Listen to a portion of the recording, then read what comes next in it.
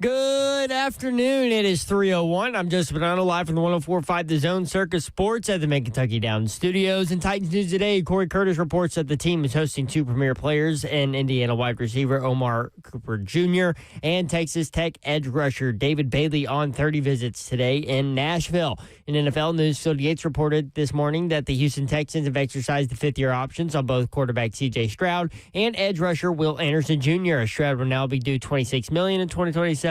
Anderson will be due $21.5. The NFL also informed clubs today that it will begin training replacement officials next month with the goal of preparing them for the team visits starting June 1st. If no deal can be reached with the referees union, negotiations will continue between the NFL and the NFLRA later this week as the current labor deal expires on May 31st. And in Tennessee basketball news today, freshman guard Troy Henderson has withdrawn his name from the transfer portal and will remain in Knoxville next season. He appeared in 28 games for the Vols. The Lady Vols got a commitment from Liberty transfer guard Avery Mills, who averaged 15 points last season and was first team all-conference at Liberty. Ferrari Foundation repair whatever needs you need to visit USSTN.com. Breaking news at once on your home for the Titans and Vols. This is 104.5 The Zone.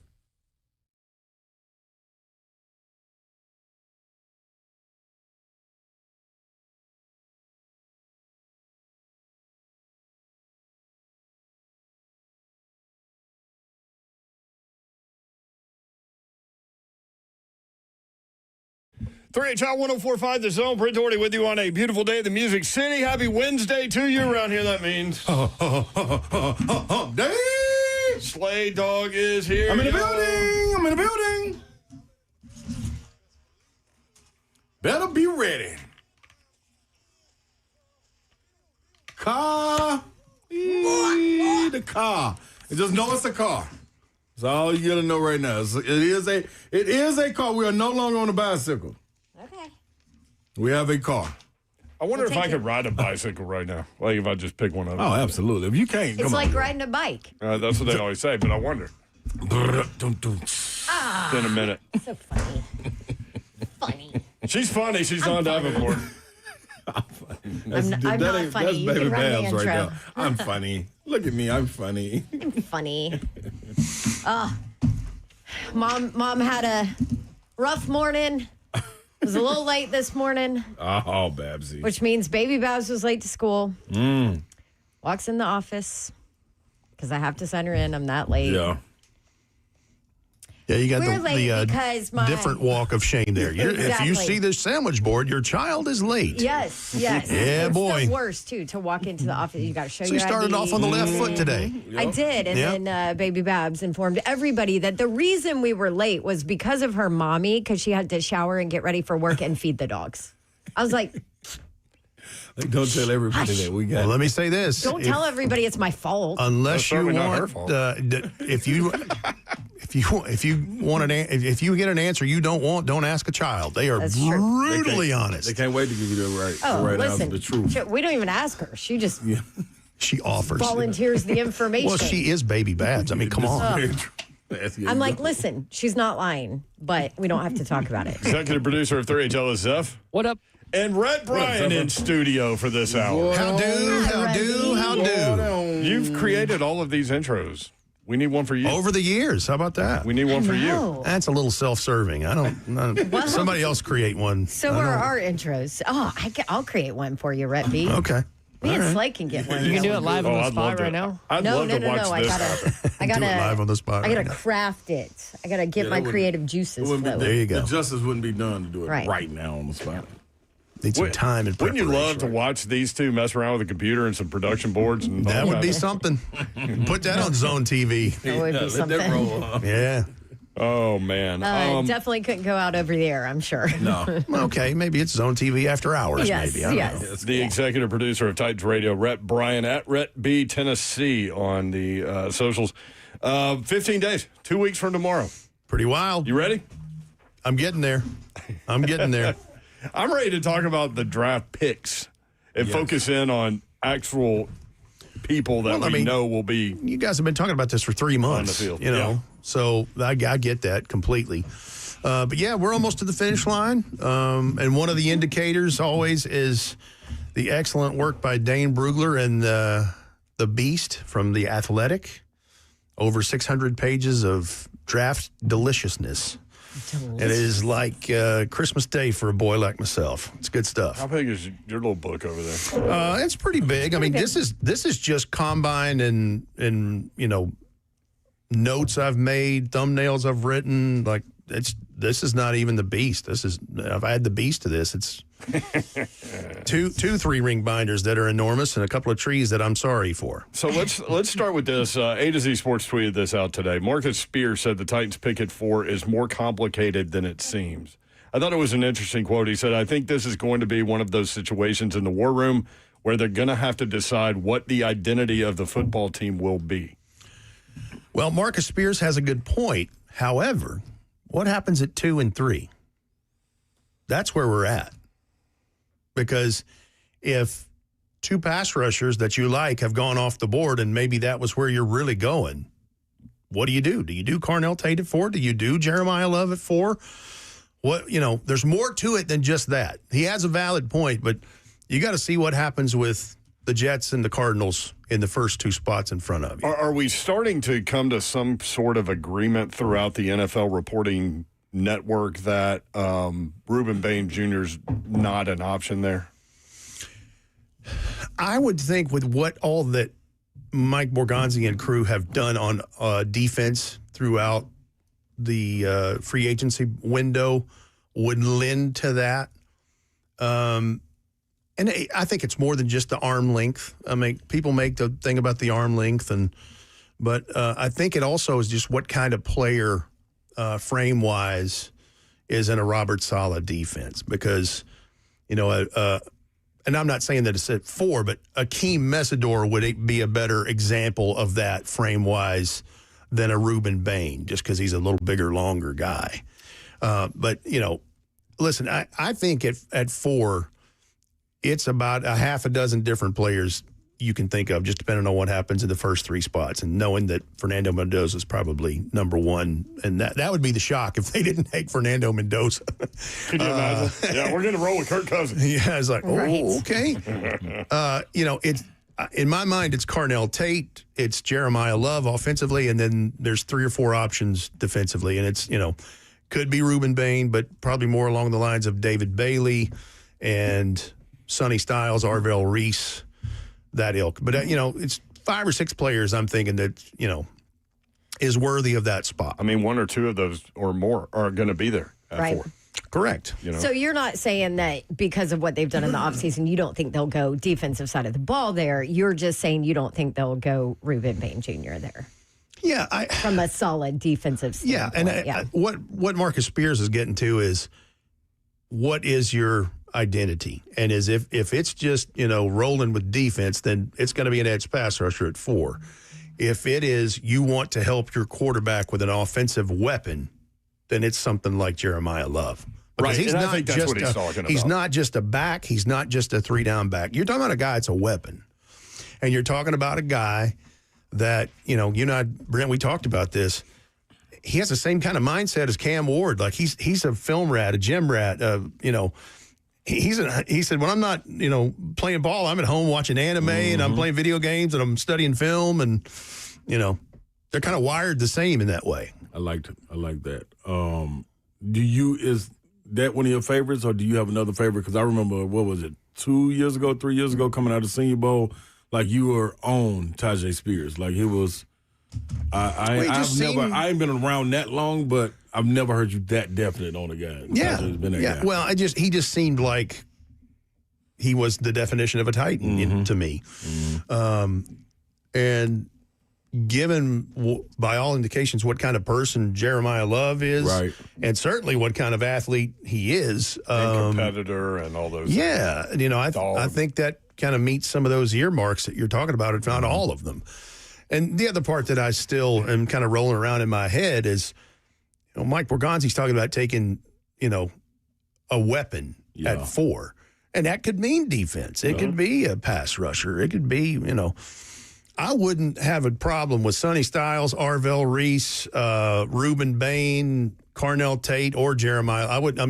Again, you're going to get Bailey? a good. You're getting to do it. Yeah, David Bailey. I wouldn't have a problem there either. Like, So if you're it going to was- get a good player at 4. If it was David Bailey, Arvell Reese, or Sonny Styles, which guy would you prefer, do you think? at this point as we sit here.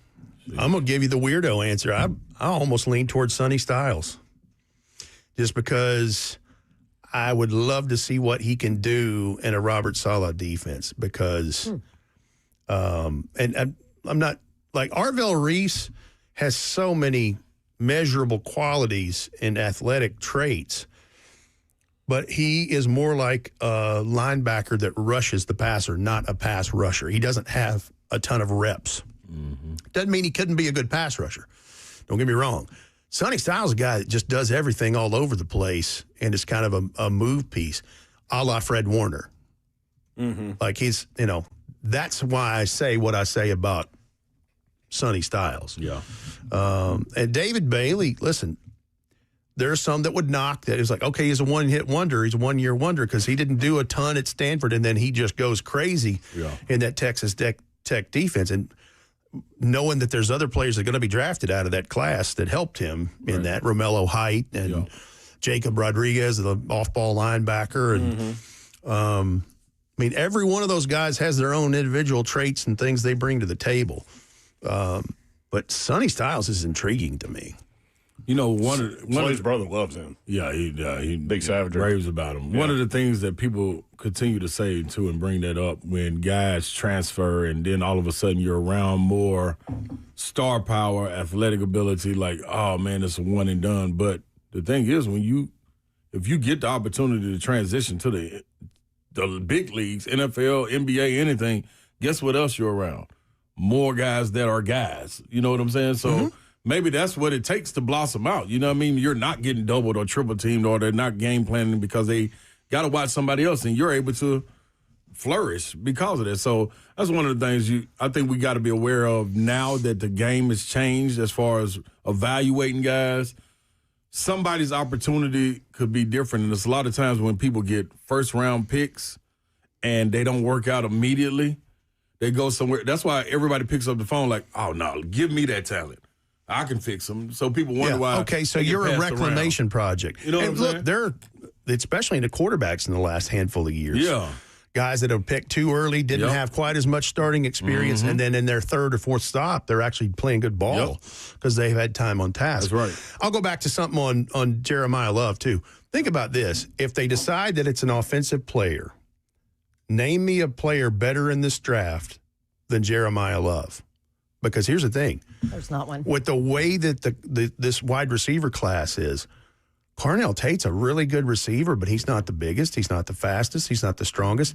And by the way, he was Robin of this Batman and Robin. Like he's a really good two. Yeah. And if that's what you're comfortable with, great, fine. Right. But, what I'm trying to say is if he's drafted in the 2027 class of wide receivers, he's probably wide receiver 6 or 7. Yeah. Depending on who I think or believe comes out. And Jeremiah Love is, on the offensive side of things, maybe the lone blue chip prospect in this. Yeah, I keep wondering, maybe they settled in on Jeremiah Love before, like for a while ago. But you have to do your due diligence and make sure that one of those pass rush guys isn't Javon Curse. You know what I mean? Sure. And so maybe through that study, which they would do anyway, if they found that, then it leads them down that path. I don't know. I think this is a fascinating look, going back to that point, look at what direction they want to go. Because if they go Jeremiah Love, then you're trying to help your quarterback. I understand they have needs in the offensive line, which we'll get to in a minute. But you're not doing anything with that position right there. Right. And if you keep me out of third and long with a run game that's consistent and a guy that you can line up as a receiver, like he's that skilled. Correct. You can draw up all kinds of And by the way, his pass pro is already pretty good. His footwork is great. I mean, there ain't but just a couple of things that can really kind of knock with him. And the other part of it, defensively, do they see an end-all, be-all, just absolute stud at the top of this draft that is the next Javon Curse or whatever? Right. Or is it, you know what, let's take the best player available in the draft to us at 4, if that happens to be Jeremiah Love, and then the pass rushing class is deep enough, you can get a really good starter at 35. Because Zion Young from Missouri fits the bill. Love that guy. Big, long dude. We'll ask you about him. And then Stoney Keeley brought up an interesting potential guy at 35 that might solve right guard immediately.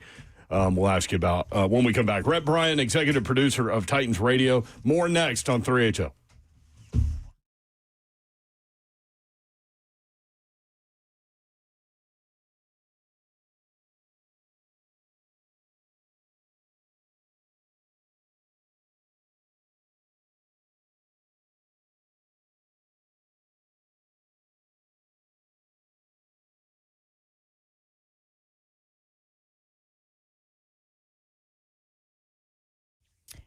All right. Do you need a day to yourself? Relaxation. Do you need a gift that's going to hit no matter who you give it to?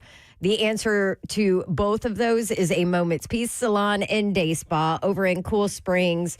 I walk in that place and I am instantly more relaxed. And they do a little bit of everything for you. So maybe you don't want a massage. You don't like massages. Don't worry about it. You can get a haircut instead. You can get massages, manicures, pedicures, sunless tanning, waxing. They do spa parties too if you want like a little girls' weekend or something. Skincare, facials, hair salon, get your makeup done. They do absolutely everything. And they have unique and really cute gifts in their little gift shop right in the front of the spa. So go check them out, a Moment's Peace Salon and Day Spa, and get your relaxation on or give a great gift. Gift cards are available 24/7 on their website. It's amomentspeace.com. You can always call them 615-224-0770 if you have any special requests or want to go ahead and make your appointment. And they love to see you. Stop by in Cool Springs, right at the intersection of Crothers Parkway and Bakersbridge Avenue. It is a Moment's Peace Salon and Day Spa.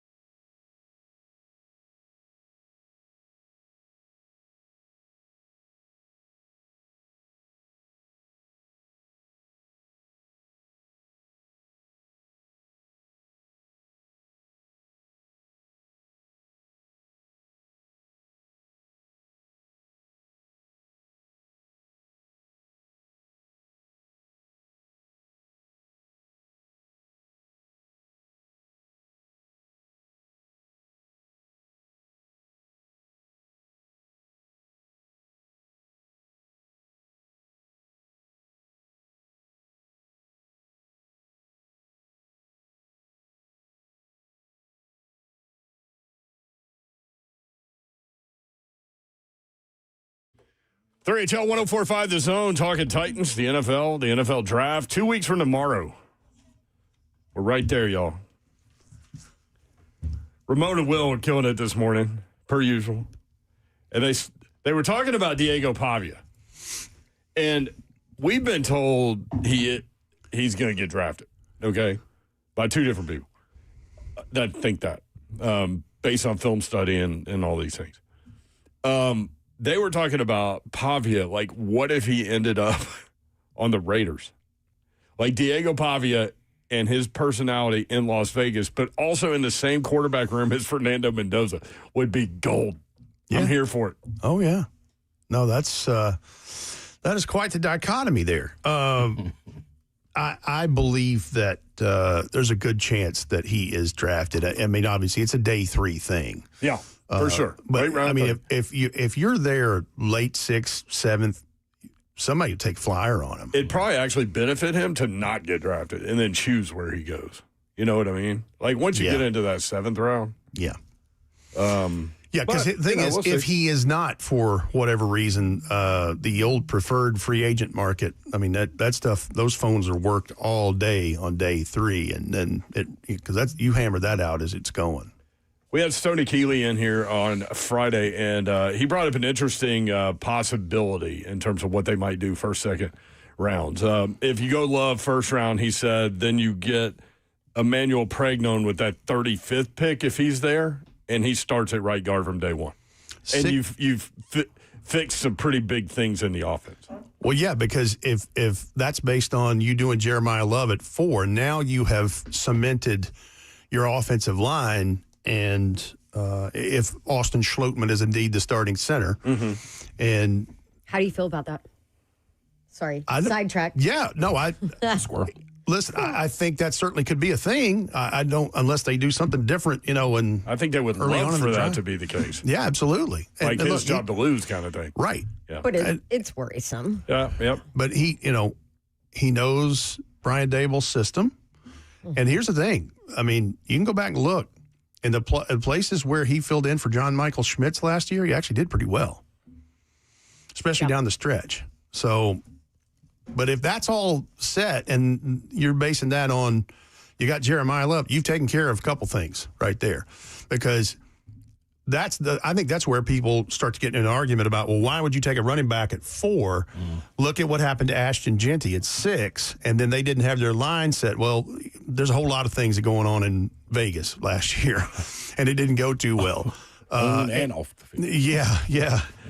And so I can understand that recency bias. However, Jeremiah Love he's a different animal now. He's a better prospect than Ashton Genty was coming out last year. And that's bigger, right, faster. And Ashton Genty is a fantastic athlete. Don't get me wrong. Yeah, I love him. I love watching him play. Emmanuel Pregnon obviously started at Southern Cal, went to Oregon after that. 6'4", 314, arms 33 and 5'8". So there's, he's got almost tackle arms. He's right at the threshold there. Hands 11 inches. He got some mitts. Wing nearly 83. At that size, ran a 5.21 in the 40, 1.82 in the 10, 35-inch vertical leap. Wow. At that size. That's some explosion with that size. Yeah. Right. 9'3", broad, athletic, quick off the snap. That gives you some of that right there. Mm-hmm. Experience. Over 3,200 career snaps. Only 5 pressures allowed in 2025. Very durable, very experienced, good frame and mass, enormous hands. No, and he's one of the older rookies. He's 24 years old. But yeah, I'd be fine with that. 615-737-1045 if you want to. I'm just curious what your take is on the age thing, right? It's been a topic of conversation because the guys are staying longer in college, so they're older. You mentioned 24-year-old rookie. Like, what is your... Well, you won't have as much of that because you're finally getting out of the COVID stuff. Right. We're about to get out of that. Yeah. Now, but you're that about also to have hinges 5 for on 5, right? Yeah, and that also hinges on whether the NCAA decides to grant people extra years of eligibility, a la Diego Pavia and everything else that's going on. For me, the age doesn't bother me as much. The place where it maybe get problematic. Think about Hendon Hooker right now, who has been signed by the Titans. Mm-hmm. He's 28 years old. And he hadn't played a whole lot of football. Now, that's not his fault. Like, he had an injury and basically had a redshirt year in Detroit. But, I mean, he was a 25-year-old rookie to begin with. Yeah. Now, playing his position, if you can protect him, that's a little different, story and a different example. But, these linemen and things like that, I don't really have a problem with it. At the skill positions is where I think it might get a little dicey because Father Time catches up to you eventually. Yeah, you lose a tick, and that's a big difference. It's the Father Time part of it, right? Yeah. He's undefeated. But then again, you look at like a Jeremiah Love who split reps too. That's less wear and tear on the body. Yeah, because when we're talking running backs, his teammate Jadarian Price is probably running back number 2 in this, and he's way on down the board. He could be in the bottom of first round, but he's more than likely start of night 2. And going back to the age thing, with Jeremiah Love, he's still 20 years old. He won't be 21 till end of May. So, I mean, he's just a kid. Ooh, that's the best of both worlds right there. Yeah. That's what I like about what the Titans have done in free agency is most of the guys they brought in are in that 26, 27, 28 years, like at the apex, really good years of their career where you should be with experience and not a little long in the tooth. You can watch the show live, YouTube, Facebook Live, Twitter, and Twitch. Twitch, please. Ron Slay in the chat. When you're in the top 5 and have this many needs, it's difficult to screw it up. Followed up with I Make It Lane. At Ron Slay, the Browns would love to have a word with you about that. Yeah. I think they would, too. Matter of fact, they ain't got to say a word. Wendell says, agreed, we lack top-end talent. Best way to fix that is to draft top-end talent. That's what I'm saying about Jeremiah Love. You have a chance to get the best playmaker in this draft. Potentially. And develop. Hard to pass that. Yeah. And like I said, his speed is unquestioned. His field vision is very good. His outside zone runs are just ridiculous, and he's a home run threat. Now, he's not Chris Johnson 4.24, but 4.36 is not chopped liver, boys and girls. I mean, that's what that says. Right. The biggest thing I worry about him is the hurdling stuff. Like, dude, you got to stop the hurdling stuff. You're going to get hurt, man. You're going to get hurt. Yeah. Let's not do that. And the other thing is he loves ball so much. In a lot of those interviews, he's like, man, I want to play teams. I want to return kicks and punts. And they're like, no, you're not. No, you're not. We have Chim DK. I'd like you to meet him. He's number 17. And you are just going to carry the rock and catch the rock, okay? Yeah, we got something for you. Good. We got something in mind. Remember back in the day, Ben Troop hurdling everybody all the time? Oh, yes. And they had to have a talk with him like, hey, man, will you please stop You doing are that? going to get hurt. And look, there are times when maybe you're doing outside zone, running a red zone thing, and you're trying to hit the pylon or what. I get that, but let's stop doing that in the middle. Yeah, of the field. Please stop doing that. We know you're athletic. We mentioned Diego Pavia. Eli Stowers, tight end for Vandy. Ooh-wee. Saw Rap Sheet today say some of the teams are looking at him as a wide receiver instead of a tight end because he's almost identical size-wise to Mike Evans, for example. Well, all right, think about this. And Taylor Zarza and I had a conversation about this. He was doing a Texas A&M game a few years ago, and he sees Eli Stowers warming up on the field. Jimbo Fisher's like, who's this good-looking quarterback? You go, oh, that's Eli Stowers. He might be the best athlete on this team. I just don't know where to play him. His combine tells you that. I can see Right. that. You know? He set records for vert at 45 and a half inches and broad jump at 11 feet 3 inches. That's wild. But, yeah, people forget he was a quarterback at Texas A&M and then went to New Mexico State and lost the quarterback battle with Diego Pavia. And then they both transferred and came to Vanderbilt to play with Clark Lee. Such an intriguing prospect. Oh, absolutely. Probably the second tight end going. Well, right? let me say, I'd say it's a good chance of that. Yeah. Kenyon Sadiq is the guy from Oregon who is the leader in this class. And he's got a little blocking to him, but he's got a lot of those big wide receiver traits himself. Eli Stowers, Texas State champ as a high jumper. Well, that really? 45 and a half inch vert? Yeah, that confirms that. Check that box. But, yeah, he's played quite a bit at the position. And what I wrote in this thumbnail, big wide receiver is what you have here. Good hands, good route runner, explosive, good feet. Think of this. He's an Evan Ingram type tight end. Yeah. So healthy. And I've Titan killer, Evan Ingram. But let me give you a Titan. He's a Jonnu Smith too. Okay. Yeah. He's that kind of makeup. See, and then he's durable.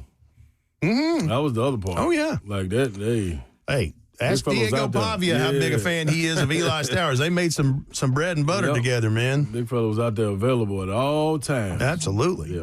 Yeah. I like Eli. You mentioned a guy, we were talking about Eli Stowers during the break, and you mentioned a guy, Justin Jolie.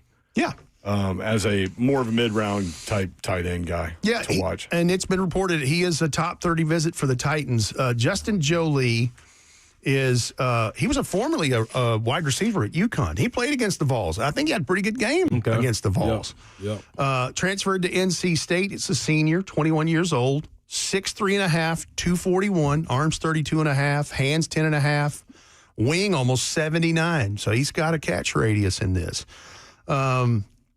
Nearly 1,200 snaps in the last couple of years. He's played in line. He's played as a receiving tight end. How about this? 96th percentile in contested catch rate in 2025. 70.4% of his contested catches, he got them. Wow. Smart, athletic, plus ball skills, good catch radius. He had a quad injury in 2025, but I think he's good with that now. In fact, I don't think he worked out at the combine. At the pro day, 30.5-inch vert, 9.6 broad.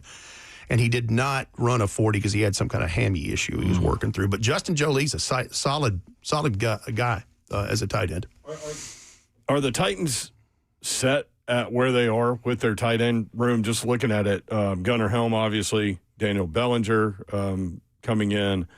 Kylan Granson. Mm-hmm. Kylan Granson, yes. Yep. DMR, Joel Robinson. Wilson. They've got 5 guys currently.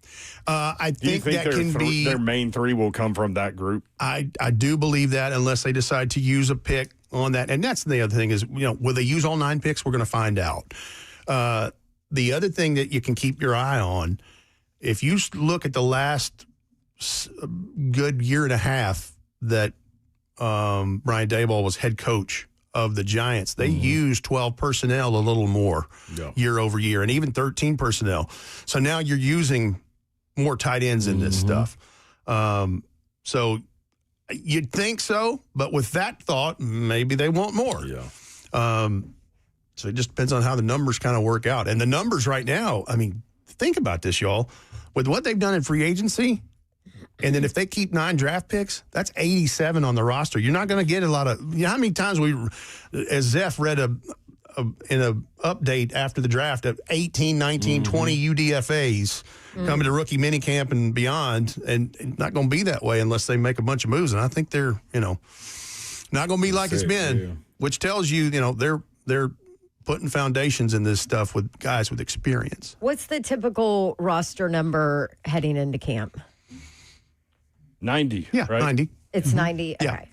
And right now, So to your point, that would put them at 87. Yeah. If with no moves, that would leave that's what I'm talking 3 about. for That's what I'm talking about. Yep. UDFAs. My guess is they would go, if it were that case, they probably would find a couple or a few undrafted free agents that they like and then cut some guys off the roster and bring those guys in. I don't know. And it's always a possibility. Yeah. But you're right. We always talk about the math churning, is right? And the bottom of the roster. And this doesn't lend to that theory as it has in the last half dozen years. Right. So, yeah. Interesting. Inside linebacker, could that be addressed in the draft? Mm-hmm. Yeah. Oh, yeah, you've got options there. Just depends on what you want. It's actually a pretty good year for off-ball linebackers. And as good a year as Cedric Gray had, we've had the conversation in here with multiple people about how does he fit in Salah's system, how does Cody Barton fit in this system, because these are guys that like to get north and south. And it seems like they don't fit. Salah likes more east-west stuff. So sideline to sideline stuff. Yeah, that's something I guess they're all learning right now in phase 1 over there in the building about what's kind of gonna kind of look like what. That's an excellent question, and I'm not sure I have the complete answer on that. In this draft, they might not have it yet. Yeah. In this draft, there's several guys I kind of have an eye on in this. Torian York from Texas A&M. He's a smaller guy with a high football IQ. Anthony Hill Jr. from Texas. He's 6'3", 237. Needs a little more development.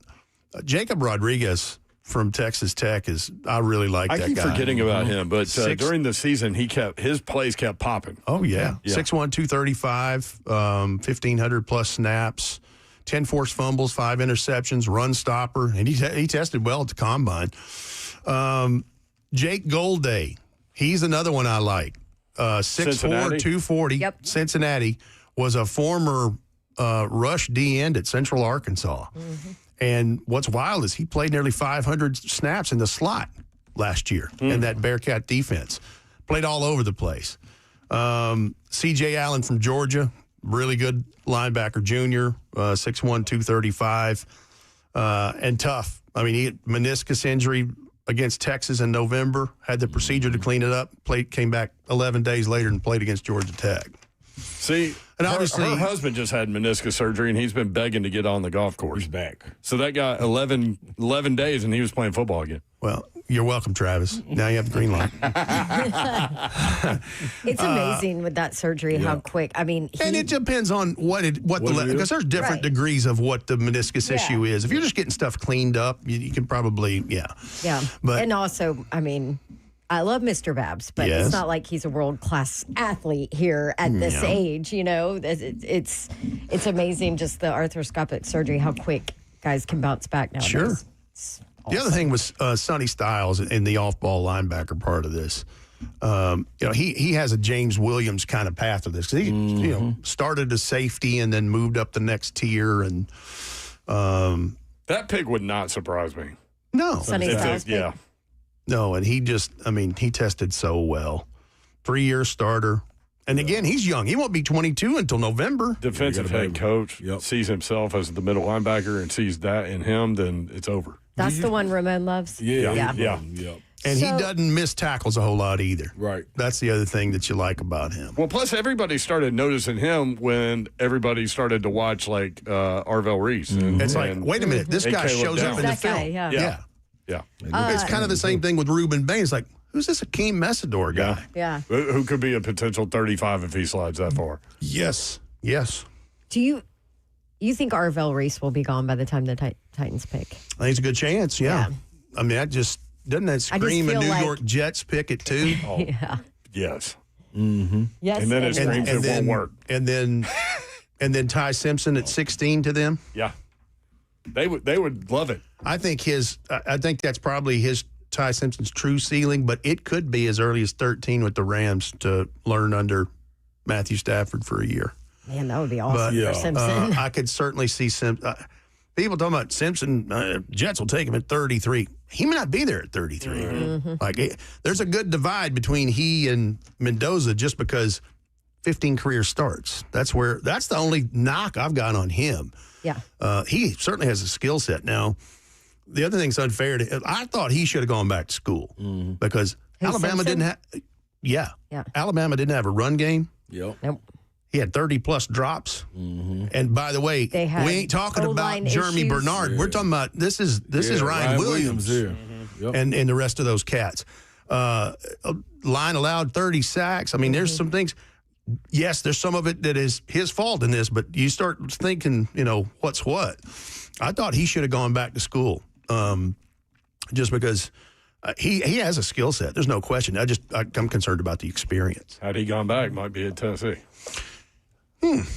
Which would have been an interesting situation. Yeah. I got Brian, executive producer, Titans Radio in studio. I got a guy when we come back, though, I want to ask you about, man, that 2 years ago, maybe even a year ago, would have been at the top of the leaderboard when you're talking about linebackers. Love it. Slay's got a question for you when we come back. 3HL, 104.5. A mini boom boom room. Here we go. 104.5 The Zone.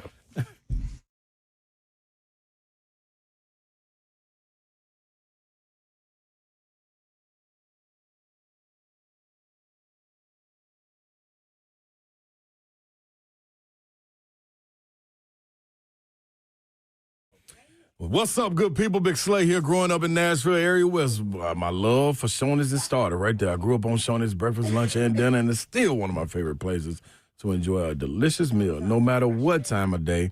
Shoney's all you care to eat fresh food bars, the very best value you can find for an always fresh, always delicious meal. Or there's the classic Shoney's menu that you can go hit. That Slim Jim sandwiches, top notch, all-American burger, can't miss. Baked spaghetti, It's going to sit you right now. Breakfast served all day long. I go get them French toast sticks. I make them put extra out. Make sure to top it off with one of the signature strawberry pies or my favorite, the world famous hot fudge cake. If you're not noticing, I got a lot of favorites when we start talking about Shoney's. But what you need to know, they got family meals to go, which feeds groups of 4, 6, 8, or 12, enough for your next family or work get-together. So Shoney's got you covered with comforting, family-friendly service and Southern hospitality with a little slight twist. Clarksville, Dixon, Lebanon, and on Donaldson Pike in Nashville, right here in the Middle Tennessee area, Shoney's. Let's eat. Go to Dodge Chrysler Jeep Ram. That's where you need to go to get your next new vehicle. Maybe you've been thinking about it for a while. Now's the time to get it done. Go see Daniel Gupta and his crew. They are ready to help you out. Just let them know what you're looking for. Maybe you need more space. Maybe you need better gas mileage. Maybe you need something a little more cost-effective. Whatever your needs are, just let them know. They will point you in the right direction, and they will get you going. Take your test drive, go inside. They will help make the numbers work, and it'll be that easy. 3450 Tom Austin Highway in beautiful Springfield, Tennessee, about 30 minutes from downtown Nashville. Best vehicle buying experience you'll have ever had, I believe, and certainly want to hear from you if you and go through that process with Gupton. Love hearing the stories about how happy people are with that process. GuptonMotors.com is the website. All the dealership information is there, address, phone number, all the ways you can get in touch with them. All of the inventory is there, new and pre-owned. All the deals they have going on in the month of April, right there, GuptonMotors.com. 3450 Tom Austin Highway. That's Gupton Dodge Chrysler Jeep Ram.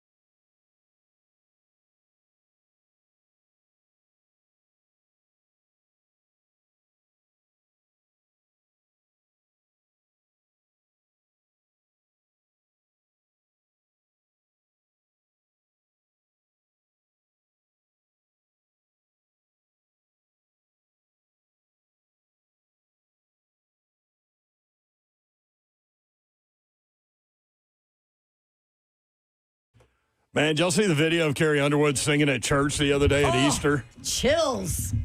over at Rolling Hills? Imagine you go to church on Easter Sunday and Carrie Underwood just pops up. Only in Nashville. Let me just Only in Nashville.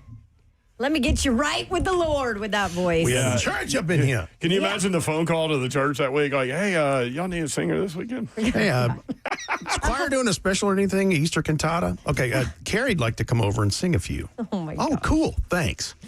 She's coming through. Unreal. That voice. Nashville.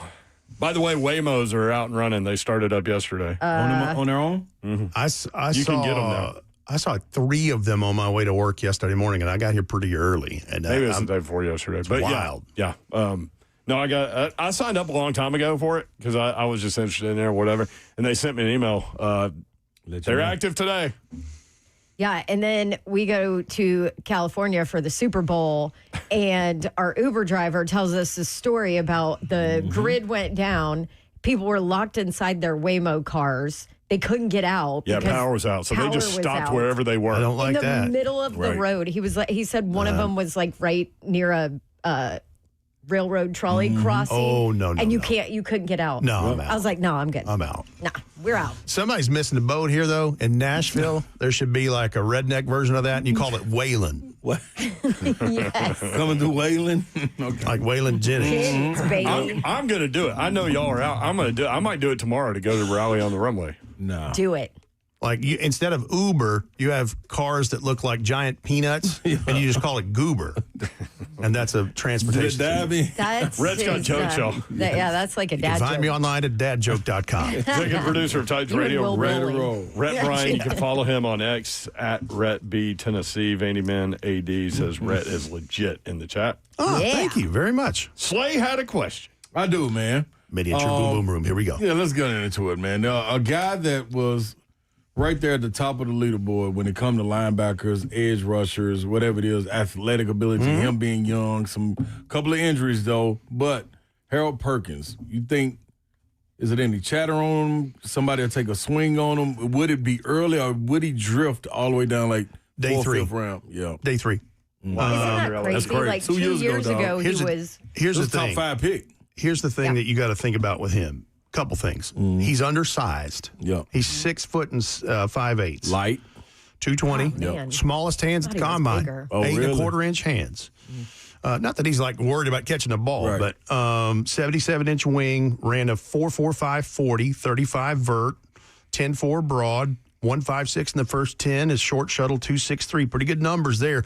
He can be twitchy in space, in short spaces here. The thing with him is between the undersized and like, obviously he was a big deal at LSU. He wore 7 the last 2 years he was there. But what is he? Which is a He's the thing, classic old tweener Yep. conversation. Yep. What is he? Well, they had tried him in trouble. middle. They had trouble. He got washed to away find a him. little bit in the middle, put him back on the edge. And you Like to mentioned be it. disturbing. He lost his 2024 year to an ACL. But So in 2022, his freshman year, that was his best year. He had 7.5 sacks. That was a career high. 3 forced fumbles.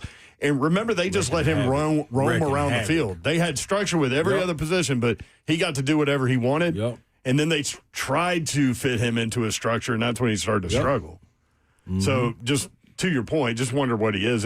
If he's a situational third down, like go get the quarterback guy, maybe that works. yeah, I mean, he's know what done I mean? all. You're right, though. I mean, they've tried him at edge rusher, off ball, spy, inside, overhang. I mean, he played kind of the hybrid star spot in this thing. But what is he? That's where we're at. And I think the other part of it, it's not fair to him because he can't like sprinkle on some Miracle Grow and sprout some more, whatever. But it's, his size is going to dictate some of that.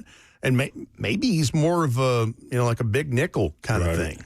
Because there's some other linebackers in this class. Kyle Lewis from Pittsburgh is one that he's maybe more like a big nickel. And even though they played him at linebacker, but 5'11 and a half, 225, and he lined up a lot of different places in that Pitt Panther defense.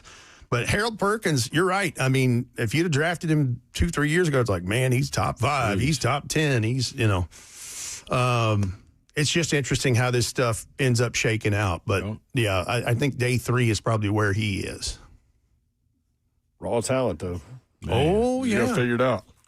Somebody can Right place, right time. If you, That's all- if you what we draft him, said. down, 5th, 6th round type thing, then you can make him like a position You're piece. afforded to do some things. Like, here, go Yeah. give us 8 reps on, 3rd and long. Well, how about you just start him as a, make him a core special teamer and then make Yeah, him for earn his sure that. opportunities. That's where you start talking about that kind of stuff with his kind of skill set, and you figure out what he is Right.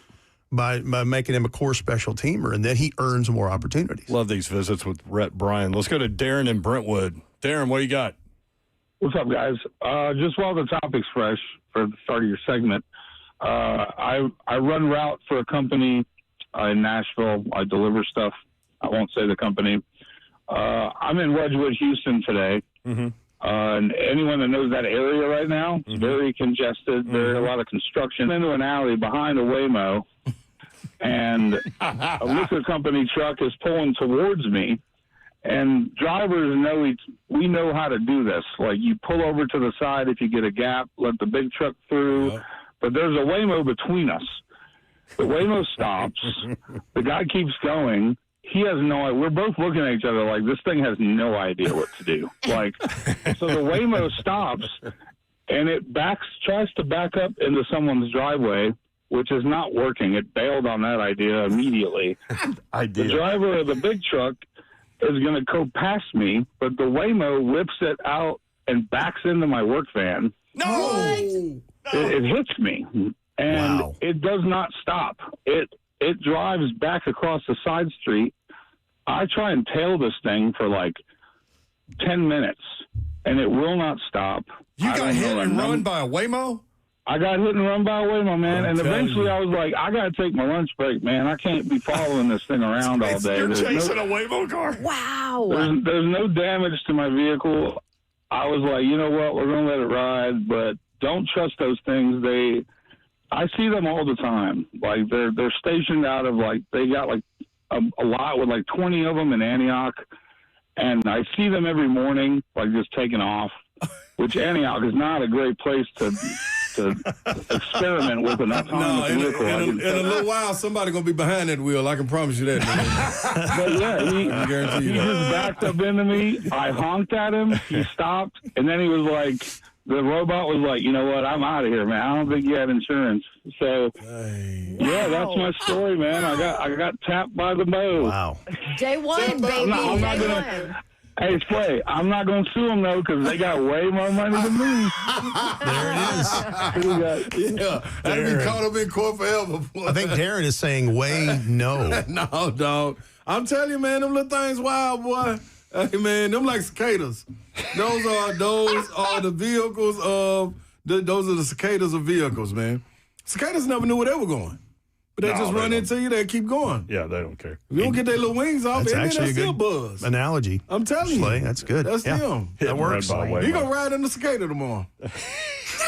Good luck, y'all. This is how we end your segment. It's all right. Only on 3HL, baby boy. Only on 3H. Hey, man, I asked them about Harold Perkins already. That's Yeah, that's right. That's You got your gotta work question in. Oh, man, that was funny. Rhett B, Tennessee on your socials. Thanks for coming in, Rhett. Always Glad good to see you, do man. it, y'all. Draft Appreciate is you going upon on. us.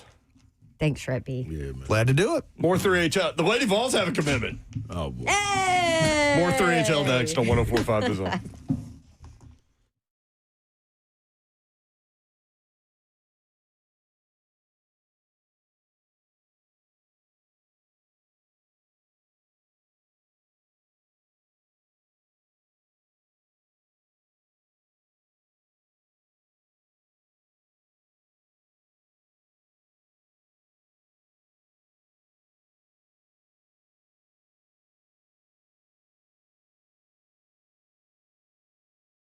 All right, good people. You looking for TRT that's flexible enough for your lifestyle? Well, you need to head to Low T Center. That is the #1 name in TRT.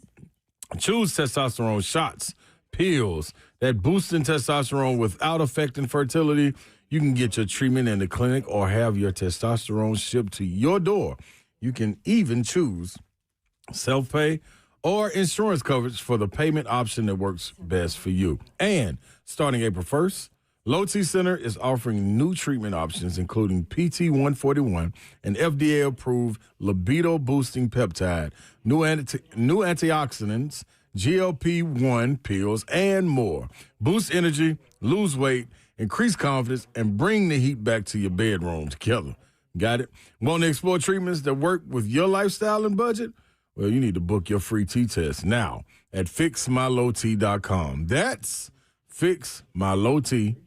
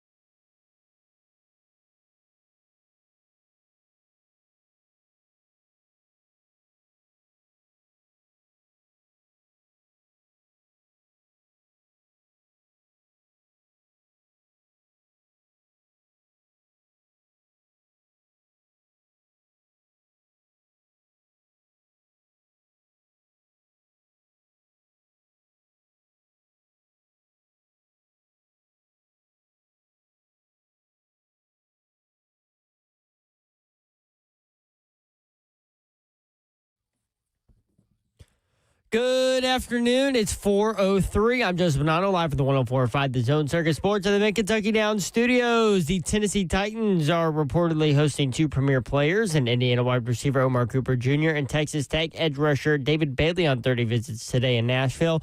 In NFL news today, Field Yates reported this morning the Texans have exercised fifth-year options on both quarterback C.J. Stroud and edge rusher Will Anderson Jr. The NFL also informed clubs today it will begin training replacement officials next month with the goal of preparing them for team visits starting on June 1st. If no deal can be reached with the referees union, negotiations will continue between the NFL and the NFLRA later this week, with the current labor deal expiring on May 31st. The Tennessee basketball news today.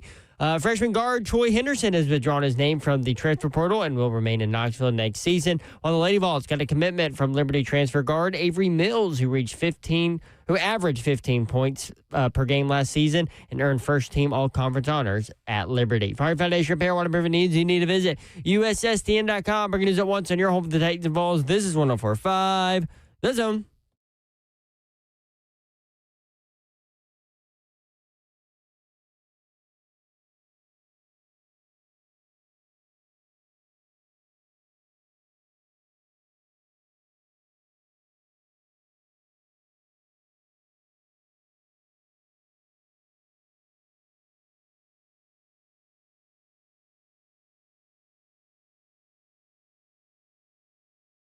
HL 104.5 The Zone. Brent Doherty with you on a beautiful day in the Music City. Hope you're having a great Wednesday. Ronald Sylvester Slay is in the building. I'm in the building. Better be ready. I am ordering so much food over here. What are you ordering? I'm ordering Lil Ron a pizza. Yeah. Granny a sandwich and chips. Like I'm from different places? From different places. Where does Little Ron like pizza? Pizza Hut. They know him. Yeah. Yeah, like the lady asked me the other day, man, Little Ron has gotten so big. I'm like, yeah, you've watched him grow up. Yeah. Since age 5. How tall is he now? Baby ball. Probably about, I don't know, Babsy. He's taller than me. Oh, yeah, he's taller than me. Yeah, ain't no question. Yeah, I mean, he's standing next to you. He's up there. Yeah, he's up there. Crazy. He's up there. It's hard for me to see because I see him every day. Because you see him every day. Yeah. But, well, I just got a text from crazy Georgia fan Casey, who, sorry, obnoxious. I left the word obnoxious out. There are these alternative characters on this show that people just know their names by the way we describe them. Yes, my But crazy obnoxious Georgia fan. They do come to remotes, and you can meet them. Like she was at Scoreboard. Yes, being a crazy obnoxious Georgia fan. With Kirby with an eye. Yeah. Anyway, she just texted me. She picked up baby Babs and was like, has she like grown a foot since I've seen her in the last couple of weeks? I'm like, yeah. Man. I didn't notice it until I went to put pants on her this morning and they like go up to her knees. These are now capris. The capri pants. Oh. Capri, Well, capri you're about pants. to rock them because we're late. So. Don Davenport is here, y'all. Hey, what's up? What up, Babsy? Let's go. Happy Wednesday. Got a busy week. This weather's pretty phenomenal. Oh, it's beautiful. Executive producer of 3HLSF. What up? What up, Zephyr? Masters Par 3 contest going on today. Oh, one of the best. Tommy Fleetwood with a hole-in-one. Justin Thomas, Wyndham Clark. 90-year-old Gary Player hit like a 40-foot birdie putt. I ain't playing with him. 90 years old. Also, Keegan Bradley with a hole-in-one, which is 2 years in a row for him. Keegan. I could live to 120 and not hit a hole-in-one. Yeah, I think I'm probably with you. I actually hit, I count this in my head. I hit one at Governor's Club, your place. You did? Well, no. Oh.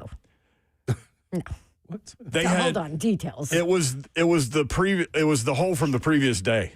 You know how they like fill it back in? And my ball was sitting on the filled-in hole from yesterday, from the day before.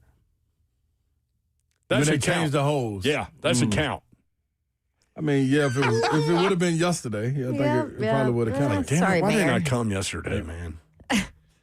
Damn. Lady Vols have a commitment. Let's go. Was this 2 players now? They have 2 players. We loading up. Hey, man. Liberty transfer Avery Mills. Come on down. This is where the Lady Vols program is. This is what's killing me. She's 5'9", guard. She averaged 15.3 points per game last year, 4 rebounds per game, 2.2 assists per game. She shot 42.7% from 3. She hit 82 three-pointers. The leader for Tennessee last year in three-pointers was Talasia Cooper with 61. So she can shoot it at least. That's part of the recipe for Kim Caldwell's offense. Mm-hmm. The other part is a lot of players, depth. We still ain't there yet. Still not there yet. Did you watch Hoosiers yet? I watched it last night. You did watch Hey, it. So what'd now you I can think? use this reference. Kim Caldwell's going to be like, hey, coach, you need like 3 more players on the court. She's like, that's my team. My team's out there. That's my team. That was good. That was good, wasn't it? Mm-hmm. I will say. Yeah. What's your review? Because it's different having played the sport and that's the on a very high level. That's the part that get me. So I like the idea. I got to keep in mind when it was filmed. Yeah. Yeah, I mean 80s, 85 or something like that. Mm-hmm. So good for that. I think it's cool. It's cool. Thought it was. That's really convincing. They get to Hinkle Fieldhouse and they measure it out. Now that was dope. Wasn't that a cool thing? I like that. Yeah. And it was pretty cool because I was just in that gym. Right. And it looked just like that gym. Yeah. Because it was actually that gym. But to measure to the rim 10 feet, all he had to get on the guy's shoulders. Yeah, that was dope too. Like this is probably the same way we play in Old Hickory. Yeah? Like I like that. How about Ollie's little granny shot free throw? He took him to the promised land with that little shot. I thought Buddy Dad didn't have to get that fried every single time. Like we got it the first time. When he came on the court though, like it's like and he's walking sideways. Yeah, come on, dog. Hey, yeah, come on, man. We cool, man. Like it was cool though. It was cool for what it was. All right. But I will say one thing. I'm gonna take it down on the list of movies as far as basketball movies go. Oh yeah. I got it. Because I feel like a lot of people got it very, very high. Like because of the cheesy factor out of it. I guess it's a different lens it's too. based on a true story. Yeah. Because most people watching that movie dream of that kind of moment and aren't good enough and never have the opportunity and all these things. Yeah. Mm-hmm. But I told you that I think it was my build-up. When I was at Tennessee and Rudy came out and I was talking to some of the football players and they were like, hey, man, we got like 17 of these guys I think over that's here. it, Yor. I think that's it. I think that's what because they had a different lens. I think that's what gets me. Yeah. Like, because I think it's good. How about Jimmy Chitwood, though, walks into that big meeting and goes, I think it's time for me to play some basketball again. Dude. And he goes, one thing. And everybody like, yeah. And they were trying to get the coach fired. Mm-hmm. And he goes, one thing. Coach stays, I stay. Coach goes, I go. And then walked out. Simple as that. What y'all want to do? I think we want to do a recount. I was all right right there. I was like, okay. I like that. I like how everybody rallied together. I thought the little Jimmy's, what was her, his overseer or like the woman that was looking out for him? Barbara Hershey. Yeah. With the dark hair. Like, you ain't had to be that hard on the coach. Like, come on, dog. All right. Yeah. You know he trying to help y'all. Like, come on, man. Yeah, but he had a pass, you know. Yeah, he was but yeah. I mean, it was good. So, Good for what it Mr. was. Babs, I think we stayed at the Graduate Hotel when we went and watched IU basketball play or whatever, and he just texted. He said, "Remember the Graduate Hotel in Bloomington? Your room key is different ID cards for movie characters from Hoosiers. If you've ever stayed at a Graduate, like every single school, you know, that's right there by the Graduate will have. Like I've gotten." I've stayed in Oxford and I got Manning. Yeah, you know, I had Reggie White. Was one of them. Yes, yep. Yeah. So it's that's dope. It's Hoosier characters there. Colton says Space Jam or Hoosiers. Ooh. See, Slay loves the Monstars. I'm gonna go Space. Yeah, Slay loves the Monstars. Yeah, I'm going Space Jam. I reference them all the time. I think it's good, man. Because people. Are you glad you saw it though? So now you have like perspective on it, and like when people have. Yeah, because everybody will say, "Oh, about what do you mean I ain't seen that?" Like, I really missed something. Like, I mean, I got it. I got it from talking to y'all about it. I don't think I saw anything that caught me off guard, but that wasn't talked about by other people at first. I did like the huddle where he starts to draw up a play to like confuse them. Like they won't see this coming. Yeah. We're going to use you as a decoy. Yeah. And everybody just kind of looks around. And he looks at Jimmy, and Jimmy goes, I'll make it. Yeah, don't worry about this. I ain't missed a shot. Like you said, I was kind of counting in my head because you said that. I think it was 3. Yeah, he missed one outside in the backyard. One outside the Missed backyard. one in the gym. And one in the championship game rimmed out. One in the championship game. Yep. He was on fire. For life. Like, that's a height right there. Yeah, Like that, I was wondering, I wonder how many like different takes and stuff they had with him shooting outside, for example, because it was like 30 shots, and he only missed one of them. So that's a Disney movie? No, I don't think so. I think it seemed like it, though. Okay, this is where you... With all the stereotypes and Yeah, stuff. and it's just like I can see what's coming. Yeah. I knew what they were Mr. about to Bab do. said blue chips or Hoosiers. Blue Oh, chips. Blue Chips is great. Now that's what this is the I things haven't I'm watched saying. that one in a long time, but I Yeah, mean, but Penny's you know. in it and Larry You know. Bird and all that. Shaq, like you know, Shaq, this. Hey man, White men can't jump. white White man Man can't Can't jump. Jump, definitely better. Antonio in That's the what I'm chat. saying. I'm saying that First White Man Can't Jump. Coach Carter. Coach Carter. Coach Carter. This is what I'm saying. Like it's moving it down. Glory It's Road. all- Glory Road, no question. Above the rim, I'm taking above the rim. Above the rim. Hardball? I don't, I don't know that I one. don't know that one either. Hardball. None of us do. Is that baseball? I'm pretty sure that's the baseball Maybe movie they were with trying to Keanu say Reeves. Moneyball. No, Hardball is it's a baseball movie with Oh yeah, we Keanu talking Reeves. about basketball. Oh, Yeah, I've we're seen talking that. That's not basketball. We're bad, talking actually. basketball. Yeah, but and then Moneyball is obviously baseball, baseball, too. yeah. Yes, Money- he got money- game counts. Moneyball's all right. And he got game was Moneyball is great. cool. It was I just know too many cheesy. people in baseball that have told me how inaccurate a lot of that stuff was. yeah. But that's yeah, fine. It's That a movie. doesn't- You gotta Yeah. amp You gotta- it up. yeah. It's like Hoosiers- this is based on a true story. You gotta Yeah, like, amp it okay. up. Yeah. Hoosiers 1986, primarily produced by Hemdale Film Corporation. Also 1986. That's what I had to keep saying. Like, remember when Orion this was made? Pictures. Yeah. Hinkle Fieldhouse was cool. Yeah, the thing about Moneyball it being inaccurate, they completely ignored the fact that they had like Cy Young level pitching at their top 3 starters.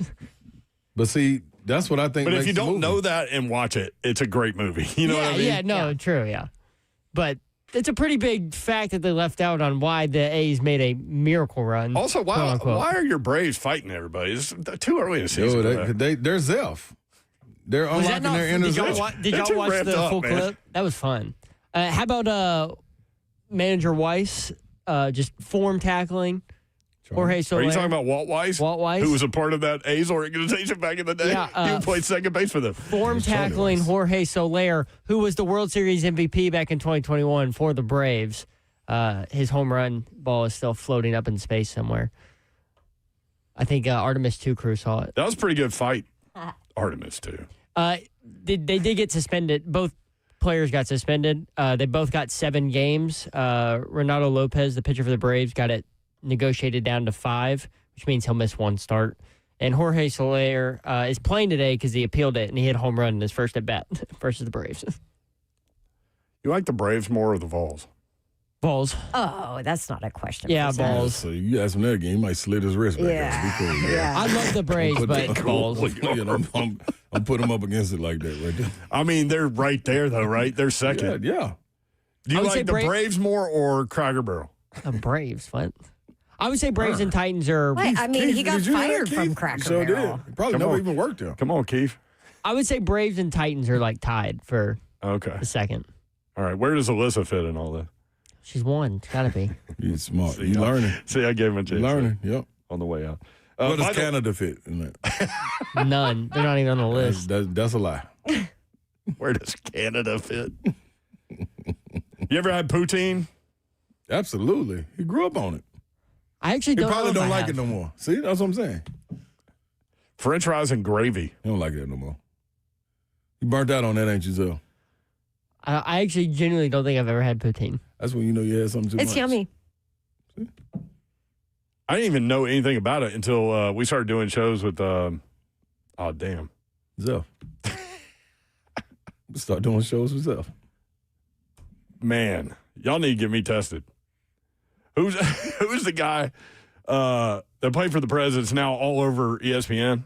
PK Subban. PK Subban. Yeah. Wait, He's the one. he dated Lindsey Vaughn forever. Nick What do you- Saban. Speaking of the Nick Preds, Saban.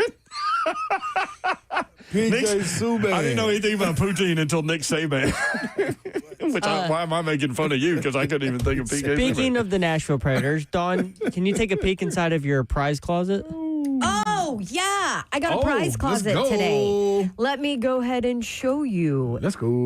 It's 2 tickets to see the Preds host San Jose in Smashville on Monday. How about that? They are back in the playoffs right now. Yes. But they've played one more game than the Kings. But they won last night. What was Todd Furman's bet last night? Preds money line. And they crushed it. 5-0 as a 1.5 goal underdog. Did you Dude, take he it with the felt good parlay, about though? that one, too. You sure did? He texted all of us.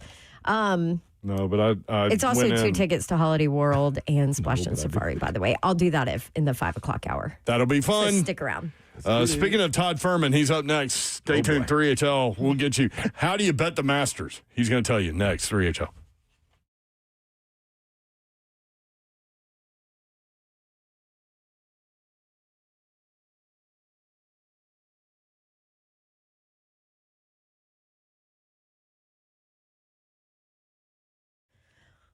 You guys see it all the time, right? It happens to all of us. You go buy either a ticket or a hotel room or who knows, something else. And then you go to check out and there are all these add-ons and extra fees that totally change the price. And we know that same thing happens at car dealerships. Well, some car dealerships. You see the price online, you go to the dealership, then they add accessories or some service plan that you have to have and you didn't know about it. And here you are. I say some car dealerships because my friends at Two Rivers Ford don't do that. At Two Rivers Ford, the price you see online is the price you pay. Everything transparent, everything up front, no bait and switch, no funny business. Also, they're amazing people, too. Just honest pricing from a family-owned dealership. Been here in our area forever, over 40 years. And there's a reason that Two Rivers Ford has been Middle Tennessee's award-winning Ford dealer for decades, because they're the best. Local, honest, and real. Two Rivers Ford, the South's most trusted Ford dealer.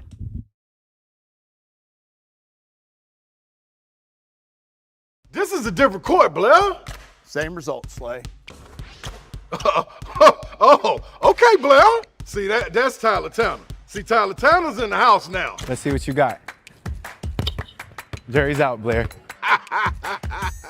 Blair, come on. Okay, Blair, just come sit down. Come on, Blair, stop. You're going to get hurt. Blair, get off the court. That's enough. What's the verdict, Blair? The courtroom is where I play ball. Boy, Durham, injury law. And that ain't got no roof.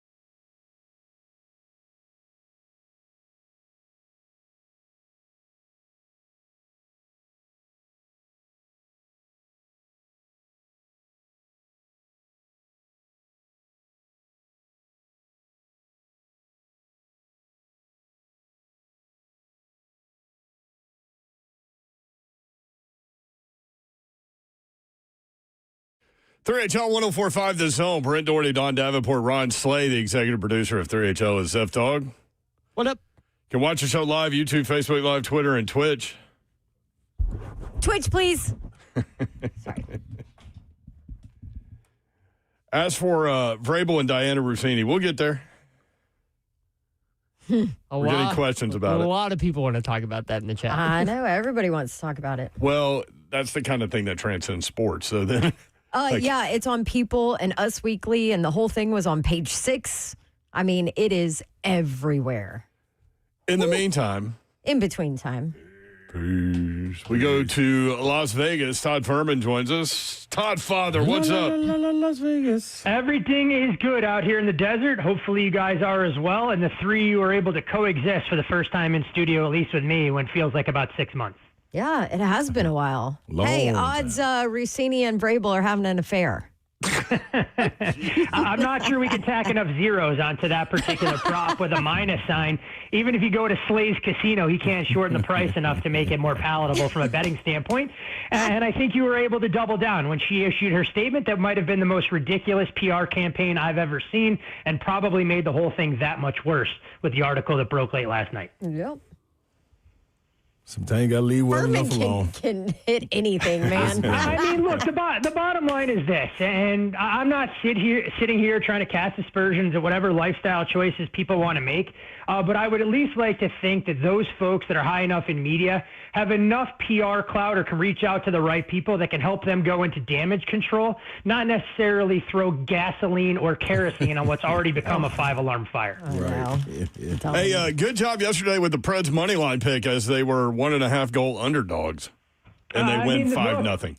Justice Noonan coming through in the clutch, putting together from a metrically sound standpoint the best goaltending performance we have seen so far this NHL season from a goal saved above expected standpoint.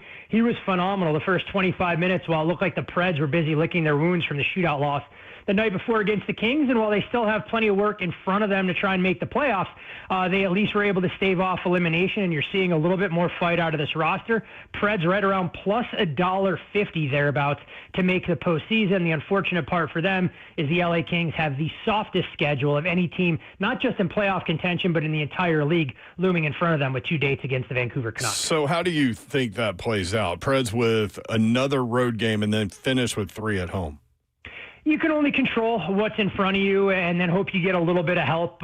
So Nashville going out there and dominating the way they did for the better part of the final 25 minutes against the Ducks gives them a little bit of momentum.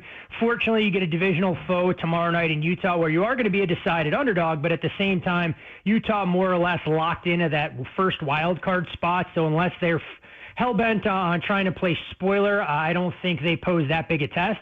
And the biggest challenge that the Preds will have down the stretch is taking on San Jose and Anaheim, who still may have everything to be playing for in front of them as well in games 81 and 82. So, look, if you'd have told me this is where the Preds were going to be after 78 games when the season started back in October, I probably would have laughed at the three of you guys. So this is a step in the right direction and reason to be optimistic that even when they went through a little bit of a fire sale around the deadline, that they're still able to compete and play meaningful hockey at Bridgestone to close things out. Todd Father, you know I always like to give you props. Yoral already did that, so I don't have to. But what I would add to it, with your Preds bet, that was pretty good, man. But the parlay always like to take it a little step further where everybody can get in on this. And what I did was made it a parlay bet. So I took a Todd Father bet and bet it with a Slay bet, which gives you the parlay. And the parlay will go as, because I know you're going to ask, because I know you want to get in on this, so I might as well tell you now. The Sabres tonight, money line. Okay. That's it. Now, look, Slay, I know you're a little with the bit Preds last night. Okay. Oh, okay. That's the first leg that's already in the bank. So I'm gonna go in my time machine. I'm gonna contact Michael J. Fox and make sure I go back to bet the first leg that you already have safely home. But I was gonna say, when you decide you want to rattle off a parlay and you share one leg, even in the Slay Casino, for it to be a parlay, it does require multiple things to happen, and typically it has to be going forward instead of what's already transpired about 24 hours ago. So is this a par father, Slay? Yeah, I mean, it's similar. More stepfather-ish like. But, yeah. Our stepfather's but we're in the same household, though. You know what I mean? I did throw another one. I'd like to ask you what you think about this, a little futures bet, Todd Father. I did this one on January 1st. Lord. This should be good. This should be good. Stanley Cup winner. Oh. Stanley Cup winner. Yeah. Buffalo Sabres. Not a terrible bet. I think Buffalo needs a little bit of that playoff scar tissue. So for a team that hasn't been in the postseason as a franchise in 14 years, you always worry about that. Essentially a playoff debutante. But once they get there, it's going to be one of the more electric atmospheres in the entire NHL postseason. The Eastern Conference appears to be a lot more wide open than the West. And so crazier things have happened. So depending on what price you were able to lock in, you may have a little bit of legs there. But I'm just glad, Slay, you didn't tell me that you parlayed the Sabres to win the Stanley Cup with the Seattle Seahawks to win the Super Bowl and Michigan to win the national championship in college basketball, because that would have been even better. I was close. Why do you love the Sabres so much all of a sudden? Well, listen, man. I'm he won on them. Yeah, that, and I'm more of a prehistoric guy. You know what I mean? Like Jurassic Park's one of my favorite movies, and I think some of the people that always get left out, you don't take it back a little bit further and start talking about the Sabres that were running the mountains and in caves and stuff. So I'm trying to bring awareness to the Sabres. See, the low-hanging fruit that I would take off of that, Brent and Don, would Slay basically telling everyone, the three of us and the listeners, that he likes to act like a caveman, and so that's why he gravitates towards the Sabres. Hey, and I keep. What is the mallet? The mallet they used to walk around with. I keep that little mallet with my Fred Flintstone clothes on. Look, I've seen you at some of the finest Italian eateries out here in Las Vegas. If you were living in the time of hunting and gathering, you probably wouldn't make it more than 2.5 or 3 weeks max. Can you imagine? Yeah, club. Yeah, thanks. He literally just ordered food from 2 different restaurants while we were sitting here. Now all I'm picturing, guys, is Slay going as Fred Flintstone next Halloween with a Bam Bam mallet in his hand. Yes, that's my boy. That's my boy right there. Before we get into how to bet the Masters, for those that maybe haven't done that before and are looking to do that, I want to hit you with Bristol. What do you think about Bristol coming up this weekend, Sunday at 2:00? 3 very worthy favorites when you look at the top of the betting board, given how well Kyle Larson, Christopher Bell, and Denny Hamlin have performed here. So my numbers kind of line up with the way those 3 drivers are being priced. I was actually hoping for a little bit of a longer price on Ty Gibbs, but I'll tip my hat to the folks that set the numbers, opening him in that 8-1, 10-1 range. So if you're looking for a little bit of pre-week value, I'd probably be going down the list and trying to focus on a guy like Brad Keselowski in that 25, 30-1 range. The problem with Kes and betting him early is that he typically doesn't qualify real well. So if he's starting deep in the field at Bristol, you do worry about a long green flag run early on if he's going to get past.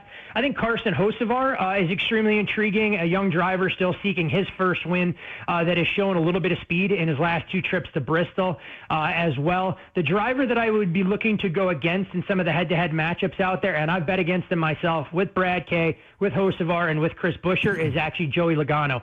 The 22 car has really struggled of late, and when you look at Logano's metrics across the board, other than how he performed in the night race at Bristol last fall, he's kind of been an afterthought, consistently finishing outside the top 20. So that'd be a driver, if you're inclined to bet head-to-head matchups, that I'd be looking to bet against before we see how the cars unload this weekend. I actually met him at Bristol. Weird. Matrix. Joey actually from the same place where I went to college. Our time didn't exactly overlap, and I have to imagine Joey Logano, being 10 years younger, was not going to be in the same watering holes as a 19-year-old Todd Firm when he was just 9 years of age. Don't say he's so short, Todd. Don't say he's so short. We've seen some of the watering holes I was in. People but Logano was 9. I mean, hey. It's rough life out here. Again, we're not here to judge how Slay views the world through his caveman mentality, his ability to DoorDash, and everything else. So you know what? Maybe Slay was out there partying his behind off at 9 years of age, in between finishing his 2nd and 3rd grade assignments. I'm just saying, parents used to work the late night shift, the graveyard shift, so you can roam free. Just be up early. Roam free. Yeah. All I can picture is 9-year-old Slay trying to dominate the hardwoods at 11 o'clock at night on the asphalt jungle with the headband in tow, really trying to make a name for himself in the circuit back in the day. Didn't you and your buddies take the minivan at one point? We did. We did. Was I eighth grader? I think I was eighth grader. I was eighth grader. Stole my mom's minivan. Where did you guys go when you took the minivan, Slay? McDonald's? No, Jack in the Box? We actually went 2 blocks over, and the policeman that pulled me over was the policeman that worked at the school. You know how they had a policeman in every school? The policeman that pulled me over was the policeman in school, yeah. And everybody that talked me into doing it jumped out and ran. So you were on your own. Yeah, and then they stood across the street and laughed because it was the police officer, and she just told me, Ron, what the hell are you doing? Get back home. So, but I didn't make it far, Tom Father. Well, look, it's good to know law enforcement caught you early on and made sure to get you on the straight and narrow. Right. Lead you down a path where you are today, my friend. So where were you going to go? I have no earthly idea. I was just picking up people just to, I guess, ride around the corners. Yeah, Slay was trying to get to Toys R Us or whatever he was looking to do back in the day to pick up some Legos or something ridiculous. What are the best ways to bet the Masters? For those that don't know, what are the best angles, Todd? There are so many different ways, and I know it's a golf tournament that a lot of people are going to want to try and say that they were able to capture the outright winner, but that is extremely difficult, not telling folks something they don't already know, albeit this major more so than any others. Probably a little bit more straightforward because there are typically 12 to 15 guys that have a legitimate chance to don the green jacket given the course familiarity and everything that has to go right given previous experience. But if you're not just looking to pick the outright winner, we've seen golf markets really expand. So you can look at finishing position, whether that be a top 5, top 10, top 20. Mm-hmm. You can bet a lot of these players by region, by nationality, if they're best finishing live golfer. The one thing that I will say for folks who are betting into some of those top 5, top 10, and top 20 markets, do yourself a favor and make sure you're doing that at books where you get paid on ties.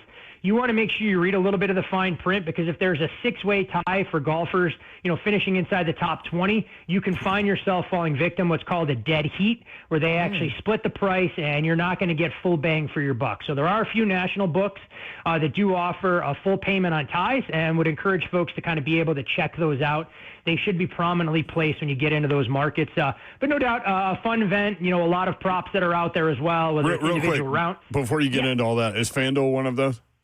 FanDuel is a book that does do dead heat, so I would not bet placement markets with our friends at FanDuel. Okay, thank you.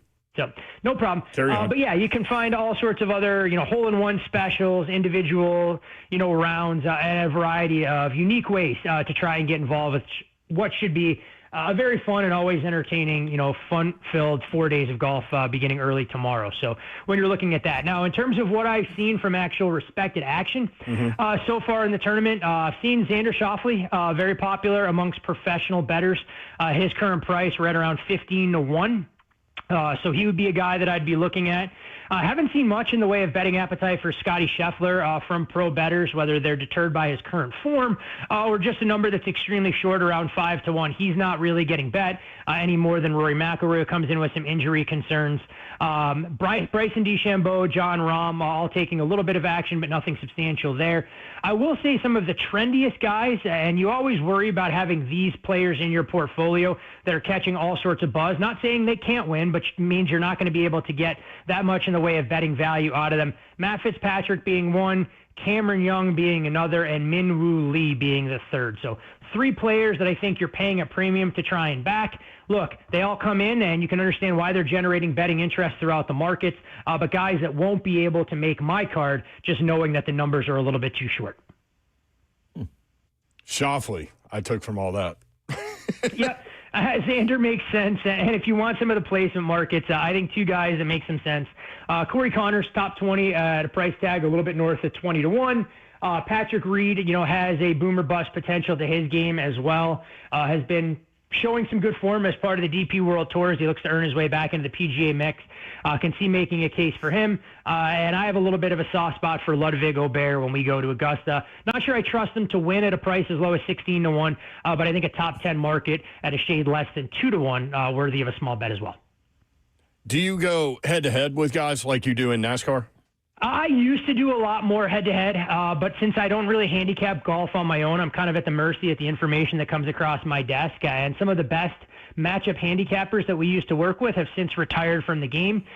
So my volume for the head-to-head market has declined considerably. One thing I have seen there, though, as you've seen a little bit of money come in against Colin Morikawa in a variety of his matchups, and I think that's bettors kind of trying to take a stand that Morikawa is back.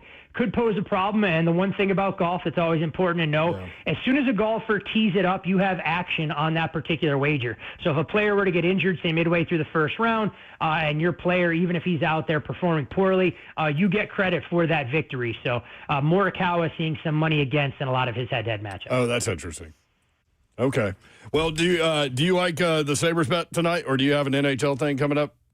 You know what? No strong opinion on the Sabres bet tonight. We've seen a little bit of Rangers money come in, and despite being eliminated from the playoffs, the Rangers playing their home finale have shown some fight. So I think this game will be a little bit more competitive.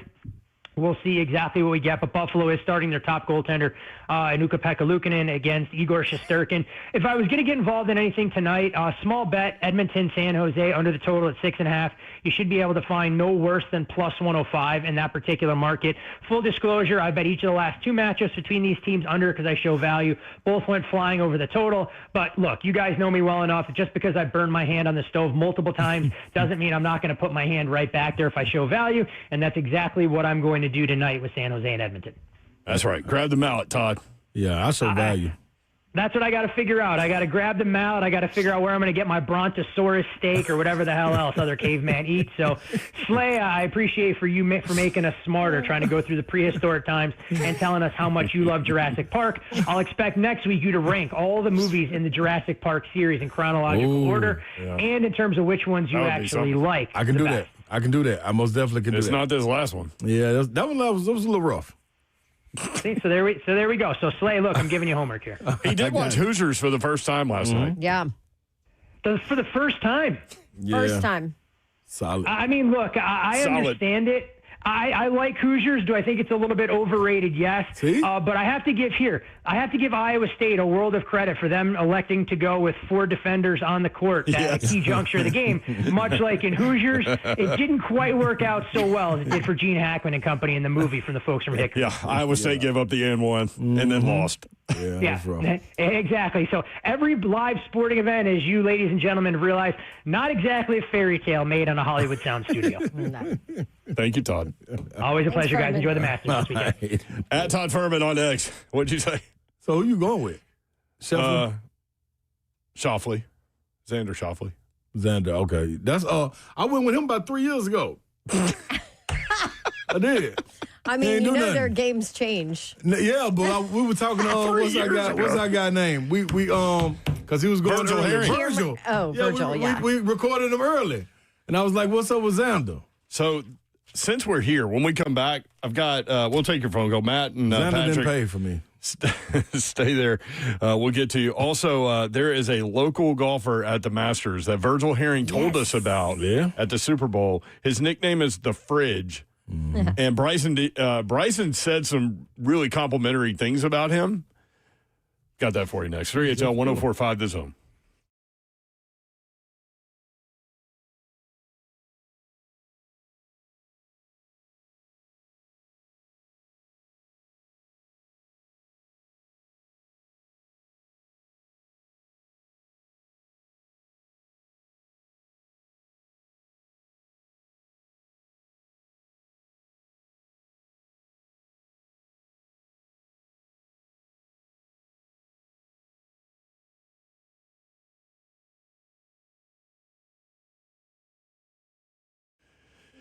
United Structural Systems is not just another repair company. They are your local foundation and waterproofing experts. They live here. They work here. They understand exactly how Tennessee's soil, weather, and homes behave. Serving homeowners across Tennessee for more than 30 years. More than 30,000 local homeowners have trusted USS. That experience means that they have seen every type of problem that our homes face. Every crack or leak tells a story, and USS knows what those signs mean. They pinpoint problems at the source, foundation settlement, basement water intrusion, crawl space, moisture issues, and more. No guesswork, just expert diagnosis from people who know Tennessee homes. Their repair solutions are engineered to stand up to our local conditions. A-plus rating with the Better Business Bureau, USSTN.com. They also have transferable lifetime warranties, local service, long-term protection. You're not just getting repairs, you're getting peace of mind. Book your free home inspection at USSTN.com. Free home inspection, USSTN.com. United Structural Systems. We are problem solvers. We are experienced. We are local. We are USS.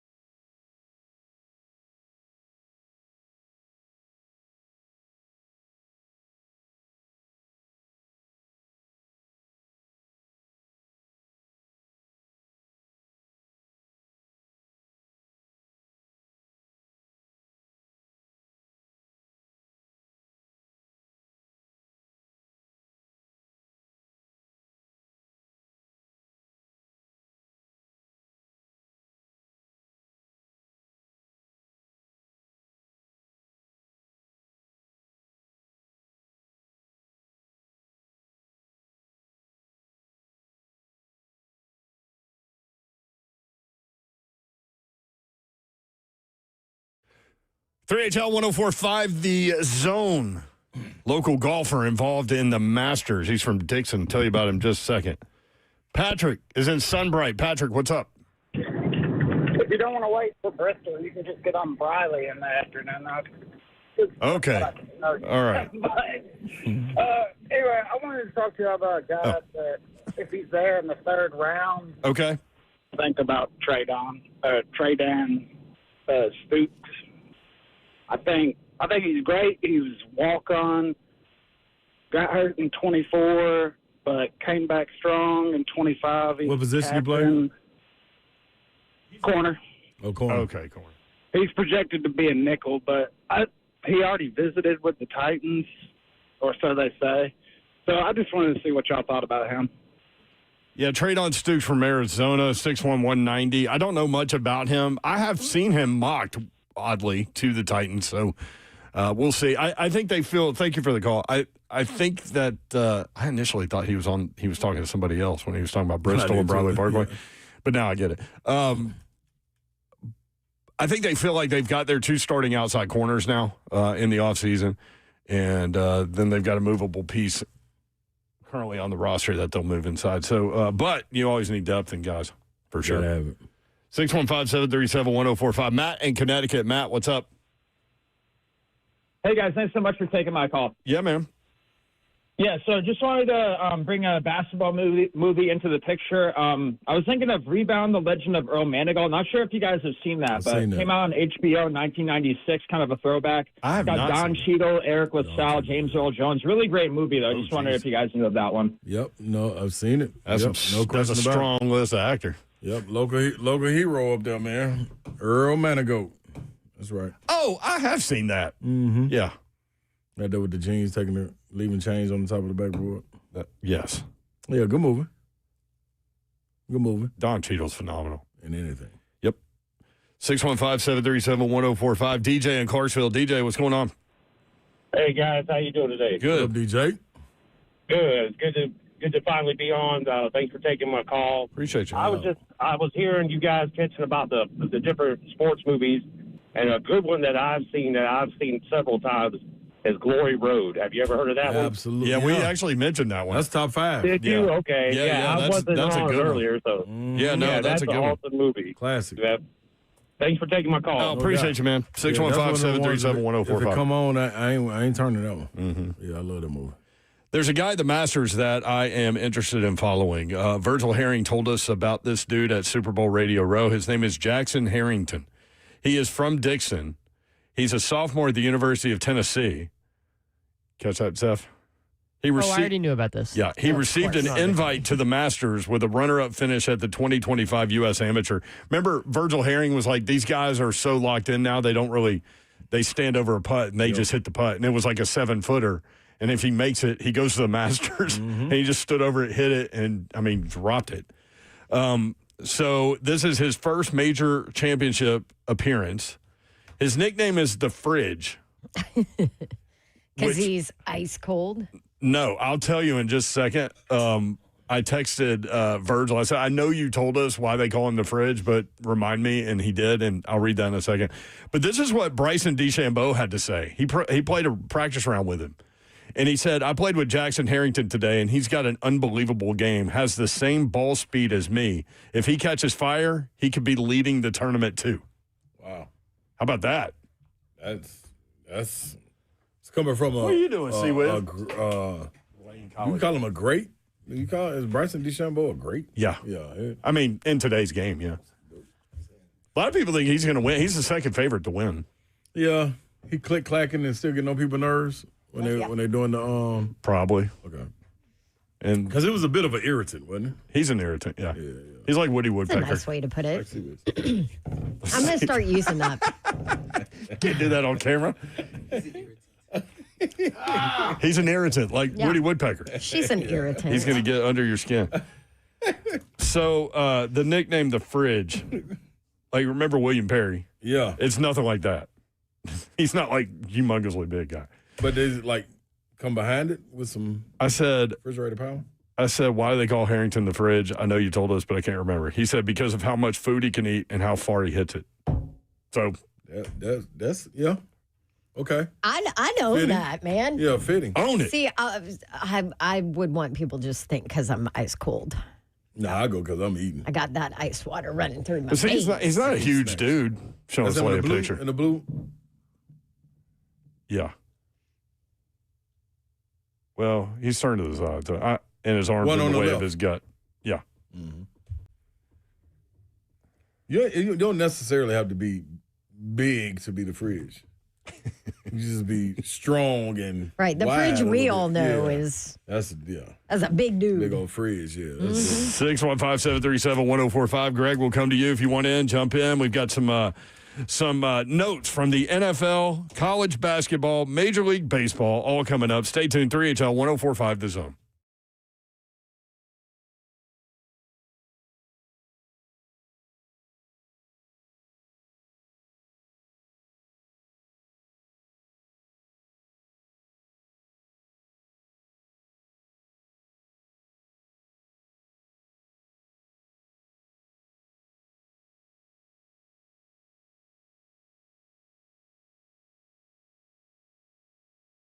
Are you a startup, an entrepreneur, or a growing small business? Finding the right workspace should not mean settling for a noisy cookie-cutter co-working space. Your business deserves better. Welcome to eSpaces, eSpaces.com. They are not just another shared desk. They are your premier professional office solution. Whether you are a solo entrepreneur or a team of 20, they're dedicated to helping you find the perfect fit for your business to thrive. That's the goal. But what truly sets them apart, eSpaces, is proudly locally owned and operated. eSpaces.com. You can book a tour today.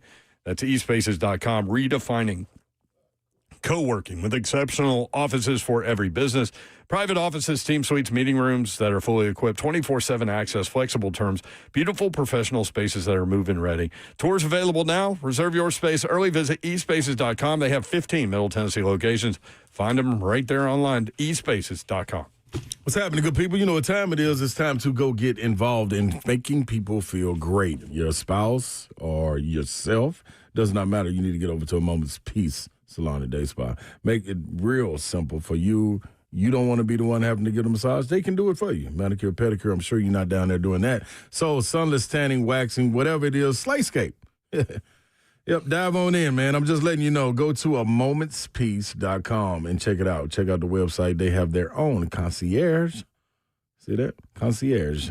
Go in there and check that out, man. They can get it all done for you where they take the relief off of you and you don't have to worry about a thing. They wrap it beautifully. Stunning presentation. That you can act like it's coming from you. Paired with other gifts like robes, candles, and all sorts of fun finds right there in the gift boutique. And guess what? They also have a great smelling candles. I'm talking about an assortment of them. Like you will walk out of there with one. Gift cards are available 24/7. It's up to you to make the connection. A Moment's Peace Salon and Day Spa.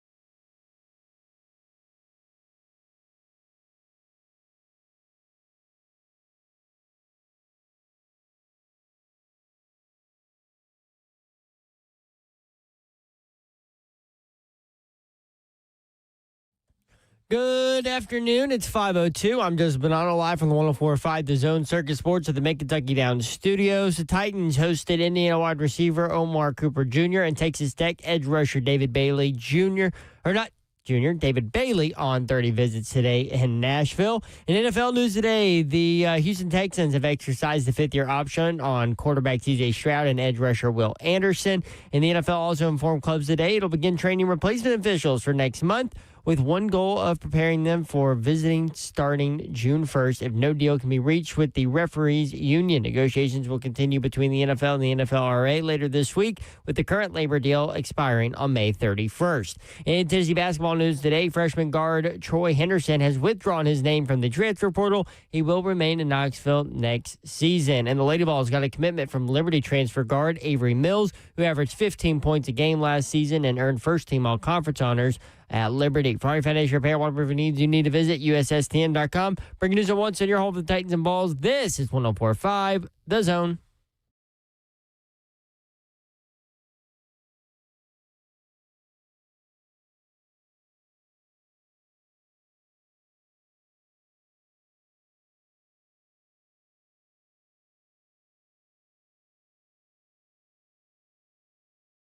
Three HL 104.5 The Zone. Brent Doherty with you on a beautiful day in the Music City. Hope you're having a great Wednesday.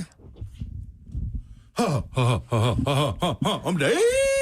When you have not been here on Wednesdays, it's been It was a rough When I'm the best secondary option, it's not a good thing. I made Mayor take it over, and he was decent, but Was it's just solid? not quite the same. You know what? He was solid, just like you thought Hoosiers was. Yeah.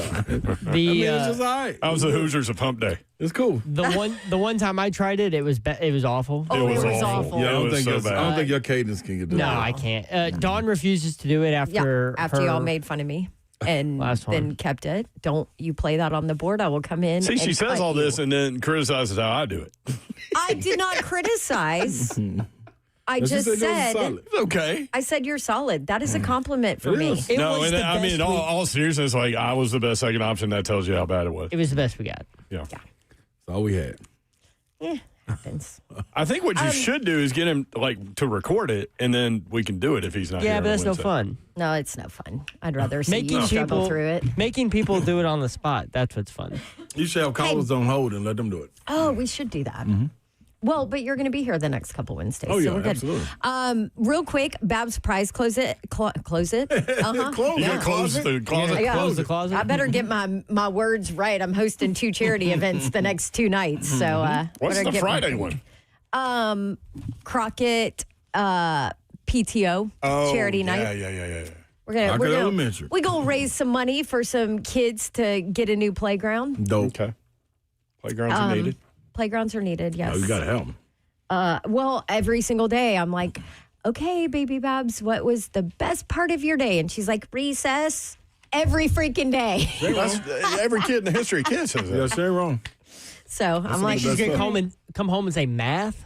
I mean, like she when does learned love math. Yeah, but like I recess expect like at math, some like, come point to on. be like, oh, it was library day. I got a new library book. It's no, every single day. Library day. It's either Kids do recess like number library 1 day. or They love recess recess. number 2. It's never anything else. So That's number 1 or 2. yeah, which I'm All glad right. they have Yeah. too. So Anyway, Babs' prize closet. it's open. Not yet. Sorry. It'll be open at the end of this segment. But let me tell you what I'm giving away.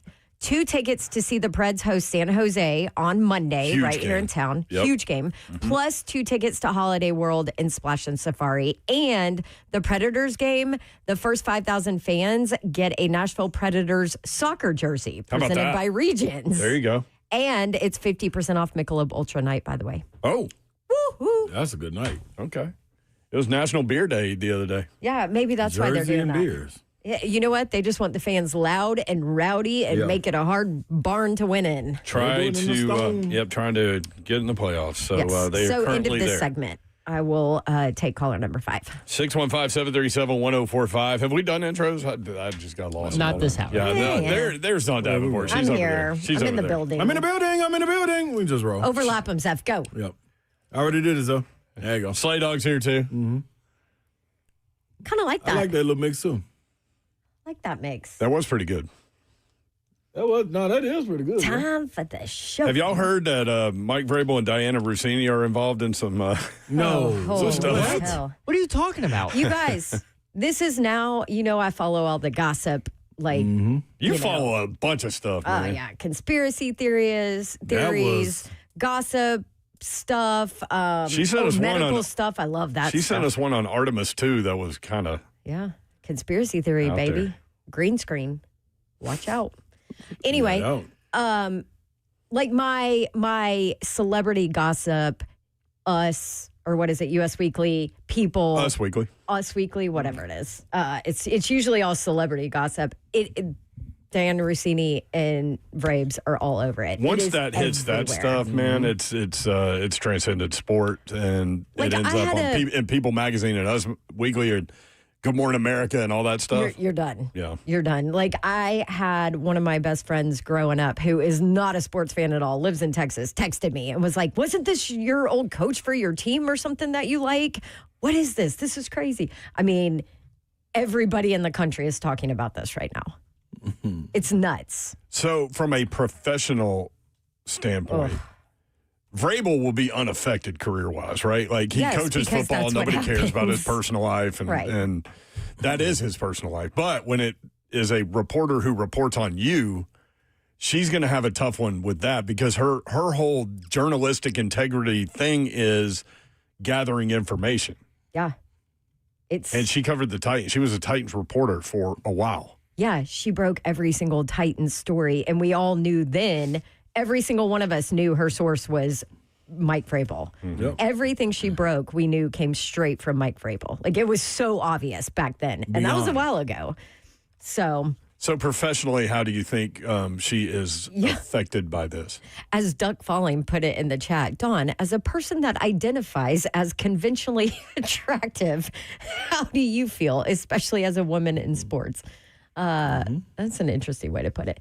For her professionally, there have been other things that have come out. If you guys remember when she covered the Redskins, she was the reason she got her job. And they were ESPN, the Redskins back then. Yes, that's why I'm calling them that. Sorry. I guess I'll just say Washington now. Yeah. But anyway, she worked at the NBC affiliate in DC and broke all of Washington's stories. She broke Kirk Cousins replacing RG3 as starting quarterback. Everything. Yeah. Which is why she ended up getting her job at ESPN eventually, because that one story set that reputation. Is what led the general manager's wife to tweet out. Correct. Something. The reason that she did take it down and then apologized, but she did put that out. And so for Diana, whether it is all true or not, that's now too at least incidents of things coming out about her relationships with the subjects that she covers. So from just strictly a journalistic integrity standpoint, for me, I think you're done. Could be. I mean, and how do you guys feel about it? Because I obviously, think that's the story, honestly. I know, like, people get into the salacious part of it, but to me, people's personal lives are their thing. But when it's someone who covers you, like, she's been reporting on A.J. Brown getting traded to the Patriots. Where's she getting that? And we know Vrabel's relationship with A.J. Brown was tight because of the video that went viral about his reaction when A.J. Brown was shipped away from the Titans. So the journalistic integrity piece is the piece that's going to be tough for her. Yeah. And that's a separate side of it, too. And obviously, a lot of people want to know what I think just because I'm a female in sports. Now, I'm not in the business of breaking stories because I don't want to be. I don't care to be. Yeah. But from a college football standpoint, like, it benefits me in my work to be good at my job, to have relationships with coaches. Of course. Strictly professional relationships, but you have to have those relationships to be able to know what's going on. Slay, the reason you know everything about Tennessee is because you have those relationships with coaches, with players, with administrators there. Like, you have to have those relationships to be good at your job. Right. I'm not one that wants to break stories, but I use that. We do, though, because we do have these relationships, and people will, with this show, we're more likely to talk about what's going on and try to entertain while having opinions. But, you know, it's not like we're a beat reporter. Correct. We don't That's why we have those people on. Mm-hmm. But because we do have relationships, we do break stories from time to time. Right. And all of that is you want to be good at your job and be in the know. And that's the relationships are really important. And as a woman. But our jobs are different than hers. Correct. Is what I'm saying. She is an insider. Her job is to break stories. I mean, it's very important for her career is that it has been built on that, you know. But as a woman, like it's frustrating, obviously, to see this, even just whether it's true or not, right? I mean, obviously the evidence doesn't look good, right? But it's frustrating as a woman in this business who, you know, how I know how important those relationships are to get info on your job and what you're doing and covering teams like in college football for what I do. It's frustrating because this is not the normal. Right. But then the narrative now, big picture, everybody in the country is like, oh, yeah, female, whatever, big surprise. Now all of them are like that. That's how they all get their information. And then this is just another incident that gives people a reason to be like, oh, yeah, you know that because you must be doing something behind the scenes. Like nobody says that about Adam Schefter ever, right? Because he's a man. Yep. And so it's super frustrating being a female in this world that sees that. Right? I think the toughest part, no doubt. I think in a world where optics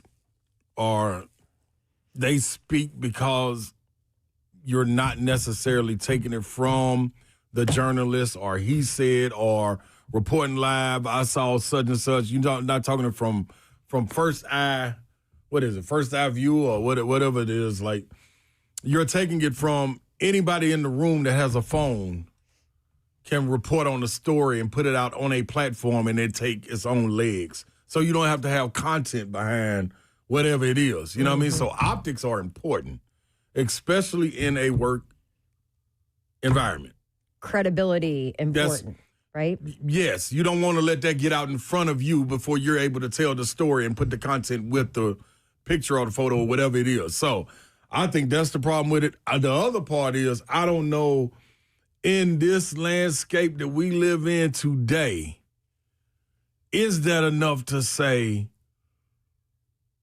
you check the box, we let her go?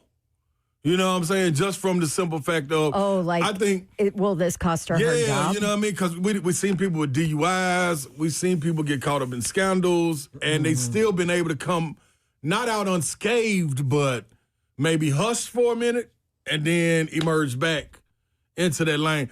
I'm just, you know what I mean? It's She's rough when you such got a them big personality too. Huge. On top of it, Huge. like it's. Huge. I can't imagine what her whirlwind is right now. So, because of what you just said, though, like, what her backstory and all the other swirling rumors. Like, there's other. She could come. That's the negative part of it. And at the same time, that's the card to play. Like, dog, they've been saying stuff like this. You know what I'm saying? So, how do they accept it? Do you reach the point where, all right, this is enough? Enough is enough? Like, come on, man. It ain't going to just. If it's smoke, there's fire. You know what I mean? Yeah. Do they take that approach to it? It's going to be interesting to see how it play out because you set a precedent. You know what I mean? Especially in this situation because the next time it comes back around, and like you just said, Babsy, it's a guy that's out there doing it, you know what I mean, that has the name and the woman don't. Do you perceive him to be put out there to put his head on the stake and like off with his head? You know what I mean? So... I mean, you got to set a precedent. And when I think it was company. Absolutely. I mean, with Zeph, I think Zeph sent it originally or whatever, and was like, you know, thoughts. And all I saw were the first two pictures from far away, and immediately a lot of people listening probably haven't even seen it. No, pretty sure everybody in the country has seen it at this I'm just, point. okay, well, there are people that haven't seen Okay, it. So explain maybe you want to it. describe it. No, I would like for you to describe it. I don't even remember. The first one, they were just like the hugging. first one, their fingers were interlocked, but you couldn't. It was from far away. Yep. You couldn't tell that they were, and it looked like they were just greeting each other, right? And touching hands until you look close, and then you see like the fingers interlocked. And then the other small picture up top was. It almost looked like a side hug, like I give to Mayor sometimes, you know? Like she had her hand kind of on his lower back. You did it yesterday, so that's 4 total hugs. Yes, Yeah, yes. you did So give me a it side kind of hug. looked like that. So immediately, all I saw was far away, those 2 pictures, and I got super defensive in the chat, right? Because I was like, well, hold on, you know, because I look at it and I'm like, I've covered coaches for over a decade now that I feel like are friends. Like I would ask them career advice or, you know, things like that. And so I'm like, I could see me like greeting a coach that I've covered for that long that I know about. I know his family. I know his, you know, all that. I could see me doing that. But you guys know, I mean, I'm like, hi, great no to question. see you, Yeah, you no know, question. whatever. Yep. And so I got defensive immediately because I'm like, oh, of course, you know, everybody's going to look at this and say, oh, that's a woman hugging up on a guy that's not her husband, blah, blah, blah. But then once I looked closer, and then if you go read the article on page 6, it seems like a private investigator has done all this. Exactly Like supposedly it was some other person at this resort, but if you look at the pictures and everything about it, but then there's one of them sitting together in the hot tub, and then you look at that, and I'm like, okay, I flip it to me as a professional. Would I ever be sitting in a hot tub with a coach that I cover? Never, never. But and the other part of it too is, like, I'm always very careful with how I communicate with men in the business, right? Like, I always call players their nicknames. I always call coach. You know, it's never, I usually never use first names. It's always either last name or coach or whatever, just to make sure that there's no blurred line. But I mean, this is a huge stain on women in the business. No question. And it stinks. Well done. For the record, they have both denied this, that there were multiple people, that she had friends there, he had a friend there. And that's the tough part. Yeah. Okay. Because of the multiple Their people denials being there. weren't even the same thing. Yeah. You want me Like, to read them? they are a PR nightmare. You want me to read what their They have denials not said? handled it well, Yes. And then when they zoom out Reed on one of the Vrabel's, pictures, they say there's people are nobody right. there. There's nobody else there. So Reed Vrabel's and Reed Diana's. from Vrabel, he says, these photos show a completely innocent interaction, and any suggestion otherwise is laughable. This doesn't deserve any further response. Rossini said, the photos don't represent the group of 6 people that were hanging out that day. Like most journalists in the NFL, reporters interact with sources away from stadiums and other venues. Why didn't he say there were other people there? Like, if you guys are going to put out a statement, at least make it be the same one. I Terrible. Yeah. What, you want to say something? No, don't because you? I'm trying to picture like how they. How did they not get together and have a statement that made what was the thought sense? process of this right here? Like, okay, we just gonna run with it. Like, you say something, I'm gonna say something. Like, I don't know. And it is a terrible one. And like the resort that they were at, like the hotel they were at, is like known for like being and I know this has nothing to do with them, but it's known for being a quote unquote romantic getaway. They sell it that way. And it's a private bungalow. They were on a rooftop of a private bungalow. So I mean, optics wise, it looks terrible. Every bit of it. Well, I looked it up and I'm like, okay, would I go there with like my girls, right? Because we're about to plan a girls trip. Like, is this a place? It's sold as like romantic getaway, and I'm like, okay, I could see us, Spa you know, day, being like, oh, we're privacy. going here. This place is super nice with a group of girls, but then no pictures show anybody else. Girls, could have showed them at dinner or something. You know what I mean? I would have threw that one out there. I think they asked one of the staffers at the hotel about it, and I think they said that, he was there with some girl. Mm-hmm. And they were asked, like, hey, did you see Mike Vrabel in there with anybody else? He goes, oh, yeah, he was with some girl. Is it not crazy to you that this whole thing ended up on page 6 of the New York Times? No, New York Post. I'm sorry, New York Post. So I think that's a key part of this. She works for The Athletic, which is owned by the New York Times. New York Post and New York Times battle. So I could see a situation where if there was a private investigator involved, that's how all this came out to that rival publication. So, and also, if you're chatting with a coach or you're meeting with a coach and you are friends, right? And that is your source and how you get information. I mean, go get coffee. Get lunch. Like Doug grab said, a meal. Dinner would have been cool. Yeah, you're in a hot tub. Yeah, at like a public restaurant with where there's for sure going to be other they people could have even around. been at the bar. Yeah. Yeah. They could have even been at the bar. Fine, be drinking. Doesn't matter. Yeah. Whatever. Okay, you're friends. You're talking business. Yeah. Not Totally in a fine. private bungalow where you have to have a room there. And yeah. 615-737-1045 if you want in. The prize closet is opening right now. Preds tickets, among other things. Yes, 2 Preds tickets to Monday's game against San Jose, 2 tickets to Holiday World and Splash and Safari as well. And if you want to go to that Preds game, by the way, Ticketmaster.com. First 5,000 fans get a Preds soccer jersey presented by Regions, and it's 50% off Michelob Ultra Night. So there you go. Caller number 5 right now, 615-737-1045. Good luck.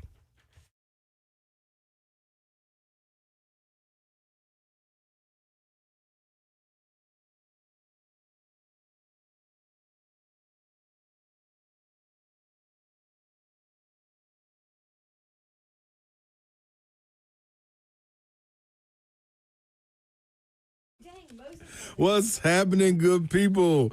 This April, in celebration of Autism Awareness Month, Vita Nova Stem Cell Professionals is stepping up in a big way for families right here in Middle Tennessee. It's Big Slay.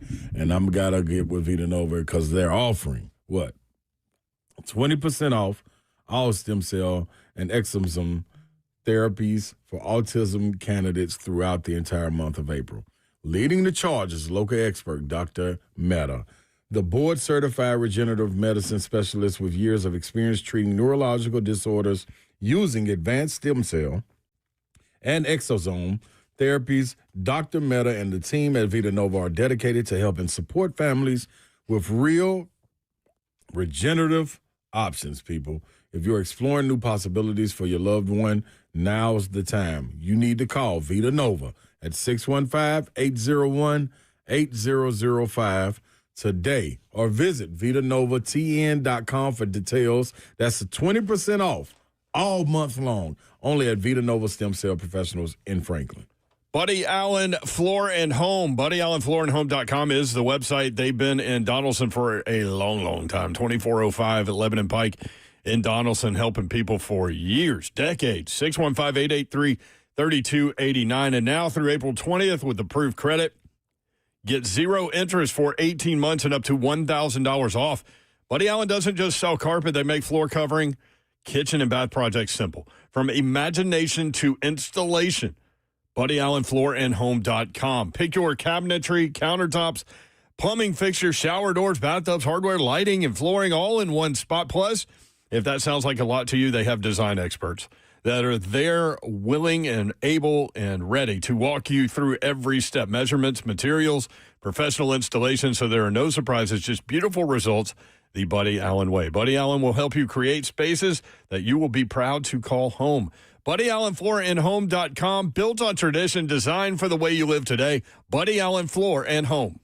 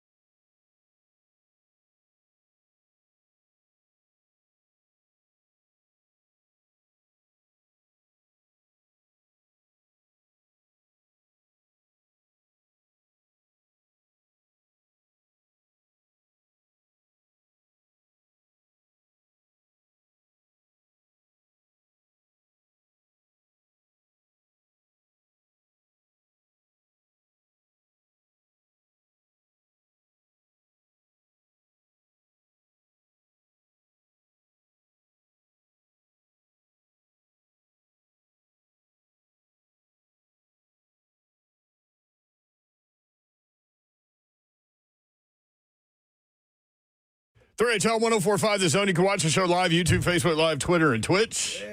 Twitch, please. What got you back into now and laters? I've been looking for them. It's like high school over there. They ain't been having a lot of chairs ain't been floating around, but I got a little store Cherry's down the the street best. from here that got chairs, and I won't tell nobody. Are they soft or are they like These wax are soft hard? right now. Okay. I like them either way, though. You do? Yep. I like them when they're a little bit harder, but I like them soft like this. When they soft like this, they'll make Those me are want the to chew good 'em. soft ones. Yeah. The harder ones mean they're old. Somebody threw them in the Halloween bucket. I fade them too. Yeah. Back when I would eat a zero bar, I would have trouble. Like, I have to squeeze them. Yeah, because nobody buys that crap. Yeah, I ain't eating a hard zero bar. They stay around for a while, yo. I think I'm going to bring pickles and Kool-Aid back this summer, though. You are? Yep. You did that when you first started working here. Mm-hmm. That was some time ago. So somebody in the chat said Bruce Pearl was fired about lying about a barbecue.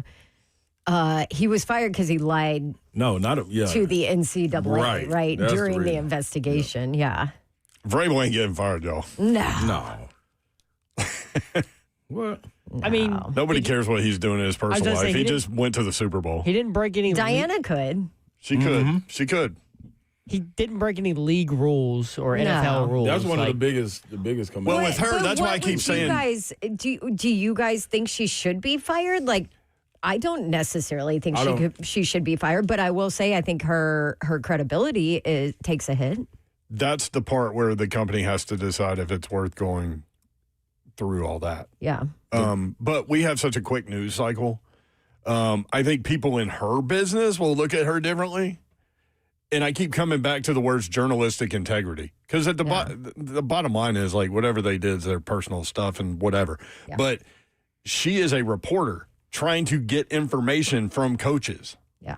So that part of it is like that is her job description. And that's why I keep coming Insider. back to journalistic integrity. So I don't know. It is weird that it's on it was the New York Post because like that is a direct competitor company-wise with the New York Times, who owns The Athletic. I will say that her editor, Steven Ginsberg, was quoted on like his thoughts or his comment on it, and he said, "These photos are misleading and lack of essential context. These were public interactions in front of many people. Diana is a premier journalist covering the NFL, and we're proud to have her at The Athletic."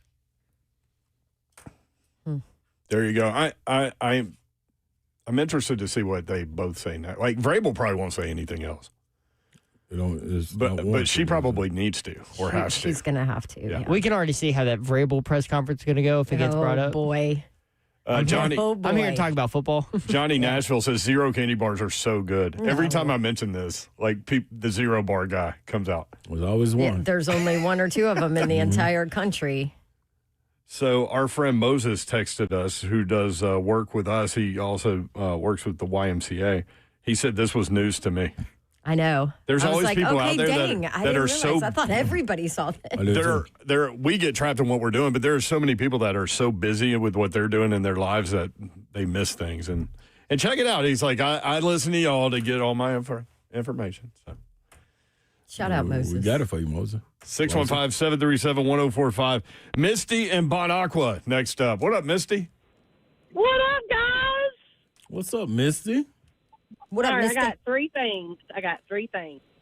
One, maybe we need to let Ross do a Hump Day Wednesday with that voice. Oh yeah, you got a little man crush on Ross's voice. Slay wasn't here for this. Woman crush. But yeah, Misty. You know what I mean. Misty on Thursday we were at Mexicali Grill. One of her things she kind of bullet points her calls, and one of her things, if you missed it, was that she thinks Ross's voice is sexy. Yep. Slay is speechless. Mm-hmm. He's like, all right. No, I heard Misty. She made it evident. I love it. Listen to that laugh. We don't sugarcoat it, Misty. I love that. I don't sugarcoat nothing, honey. That's right. And then my second is I've got to represent the women when we talk about basketball movies. I don't know if you've ever seen it. It's called Mighty Max, M-A-C-S. M-A-C-S? Mighty Max. I've never even heard of it. It's got Gina Gerano, G-U-G-I-N-O, Ellen Burstyn, David Perez. I'll check it out. That's a new Y'all know one. me in movies. We'll put it on Mayor's list. Yeah. And then what was my third? Hold on. I done forgot my third. Your third point? Damn, my third point, yeah. Oh, uh-oh. I done forgot. I done got excited and then forgot. Done forgot. Come on, if Ross. you remember it, call back. It was Ross. It was the Ross talk. It represents, I think it's based on a true story where back in 1971 at Immaculate College, it's an all-women's college, and she was their head coach. And they played in skirts. Huh. I thought it was really good. So y'all might want to check it out. All right. Well, you're always the... Y'all need to let Ross do the hump day one day and them sexy ass boys. And then, watch this movie. And then, and y'all have a sugar honey iced tea day. Yeah. Thank you. There we go, Misty. All right. She had 3 points, though. She probably just remembered it right now. Mm-hmm. As she hung up. She can call right back. 615-737-1045. Greg is in Hendersonville. Greg, what's up? Yes, sir. I had no relations with that lady, quote, Bill Clinton. With that being said, we're going to get the train back on the tracks here. Back to the basketball movies. I got Fist That Saved Pittsburgh, Dr. J. Fist That Saved Pittsburgh's good. Yeah. Fast break. Bernard King. Gabe Kaplan used to be the teacher on Welcome Back, Kotter. You ever seen that one? Yep. Hell That's old school 70s. The Bernard King straight out of Knoxville when that was going down. If you listen to enough 3HL, you're going to hear Welcome Back Kotter references just thrown in there sometimes. Oh, yeah. No, Bernard King, I got to meet him a few times. And then one-on-one, Robbie Benson. I don't know if you remember that one, but it was like Coach Bobby Knight, and he was trying to run this dude off, and he ended up winning games for him. And then he told him to take a red-hot poker and stick it wherever. And anyway, on some side notes, you remember when Vandy used to host the preseason games? I was there for Jordan and Dominique. I was there for that too. 40. Yeah. Yeah, back when they played. Yeah. Mm-hmm. Yeah, and then another bullet point, I was in Knoxville, World's Fair. I got to meet Dr. J. They picked up Moses Malone. The Sixers were my team just because I was Dr. J dude. And they played the Celtics. So I'm in the hallway. My brother played baseball up there. I'm in the hallway. They're waiting to go out for the layup line. I get to meet Dr. J, Moses Malone, the Chief, McHale, who's list. And I got two more, and I'll shut up. Quit rambling. My brother, he lived in Gibbs Hall with anyway, I got to ride around with Dale Ellis and Tony White. Damn, man. And, yeah, man. I'll call you back with some more. And I played basketball at Aquinas, and they used to let when they were doing those preseason games, the Phoenix Suns came in. It was closed gym, but we got because I played there. Me and Double J, Jeff Jarrett, we went out for each other at point guard. But anyway, if you remember Tom Chambers, this is 86, 87. Tom Chambers and KJ, Kevin Johnson was he was my hero, and he pulled me off to the side and gave me some one-on-one lessons. I'm like 19 years old taking this in like Metal Arc Women and the Curly Neal teaching me how to dribble. And last thing, shout out to Anthony Mason. He was my teammate in Summer League. That's right. We played at Belmont. Yep, he was my teammate in Summer League. He had the big he was skinny. He was only he probably didn't weigh 120 pounds. He was trying to shoot threes, but over at Aquinas, like I'd be in there, Rick Pitino and all these people. I know they weren't watching me, but I came in to watch him. And he had that big LL Cool J.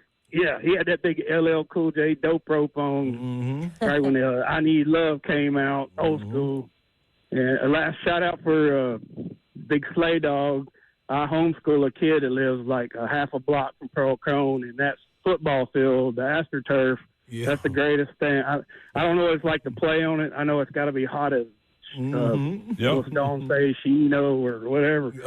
But it looks great from the parking lot. Yeah. I love you guys. No doubt, bro. Thank you, Greg. And last one, I'll tell you how I snuck in the Masters before 9/11 happened. we went down there. My cousin, he's a pro golfer. He's a scratch golfer. He didn't make any money on TV or anything. But anyway, we go down there. He said, "We're getting in." I said, "No, I don't want to go to jail." And they're selling badges, 4,000 on the street, and we only had like $300 between us. I said, "Man, I don't want to go to jail." And this is before 9/11. So anyway, he goes and talks to this little dude, and he said, "Hey, man, y'all put a $100 bill right under the rock, and if you watch the Masters, which I'm watching a little part 3 right now with the little kids, and it's awesome. That's the sweetest thing ever. And if you go behind hole number 1, that's where they bring in all the food and the beer and the wine and the blah, blah, blah."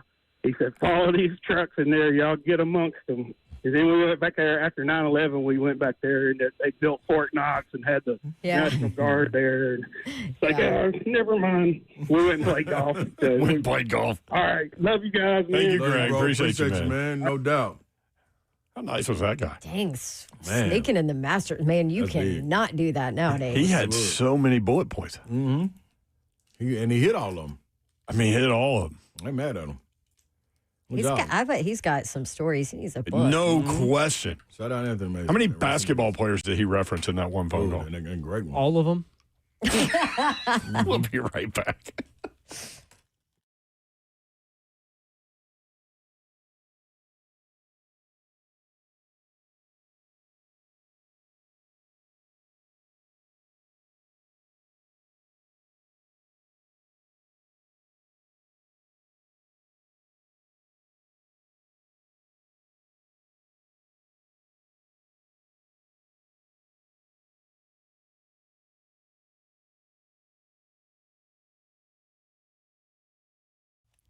Want to tell you about Pella Windows and Doors of Nashville. So you guys have heard me talk about Pella forever because I love them and they're the best. And they replaced our windows and our doors in my rental property and our home.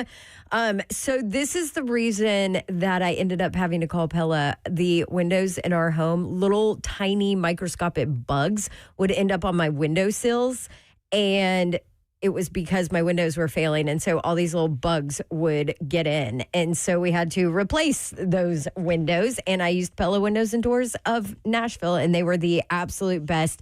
And I can tell such a difference in how cool our house now stays in the summer as opposed to prior to new windows. So maybe that's you. Maybe you know your windows are failing. I know it's not the sexiest thing in the world to do new windows and doors, but if you know you have to do it, Pella is the one you need to call. And they let me give you a Dawn deal every single month. It changes. And for the month of April, 55% off Pella certified labor and 0% APR. For 24 months, you have 2 full years to pay off your windows and doors and an additional 5% off materials. Easiest way to get a hold of them, just tell them you want the Dawn deal. Schedule your free consultation online. Your website, PelloNashville.com. All right, good people. What's happening? It's Big Slay, and listen here. Every year you get all hyped for the Masters when they come around. You're sitting there real calm, so your body's relaxed, and you got the snacks, the dips, the commercials. They roll in the whole shebang. But let me tell you something. Nothing hits harder than when you jump up when they sink that 30-foot putt, and you're like, oh, yeah, and you're back. Your back locks up. You ever been there before? If you have, well, you probably know about the Joint Chiropractic. If you haven't, the Joint's got your back. They're the real MVP of Middle Tennessee. They got 17 locations all across Middle Tennessee. They're open days, nights, and weekends. So whenever some of those muscles start to act up, morning, even, or mid-celebration, they're ready for you. Best part, no insurance is needed, no appointments needed. You just walk right in, walk up to them, tell them Big Slay sent you, watch them get you right. New patients, you get the consultation, the exam, and the adjustment for $29. Adjustments start as low as $21. Now, that's a deal right there. Headaches, back pain, neck pain, whatever's keeping you from moving like you want to, the Joint's got your back literally. So don't be tripping and waiting. Go hit the Joint up. HitTheJoint.com. TheJoint.com. Find a location near you and get yourself back in the game.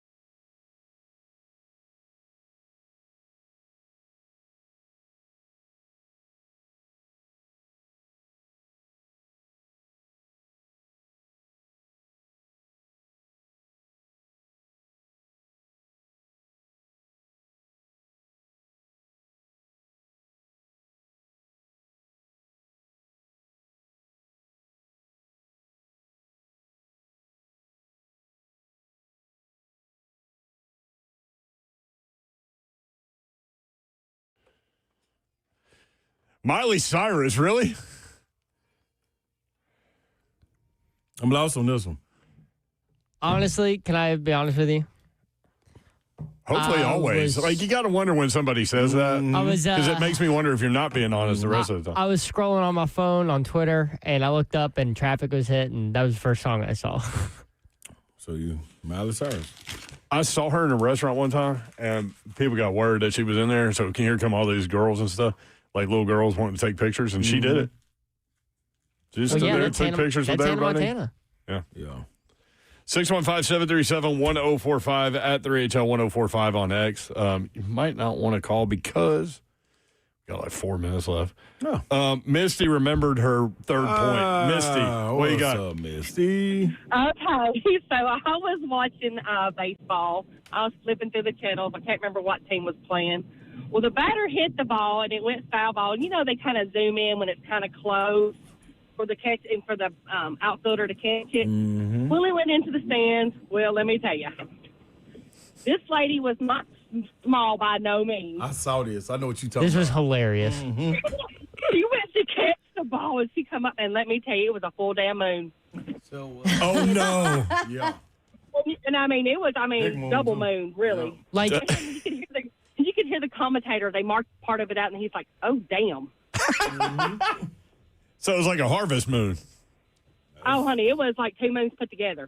Yeah, this is a big boy. Like, Zeph, you saw it? It was like the pants comically fell off. Like, you ever seen like in a cartoon where like they just like drop? Like, And this was a lady? I think it was a dude.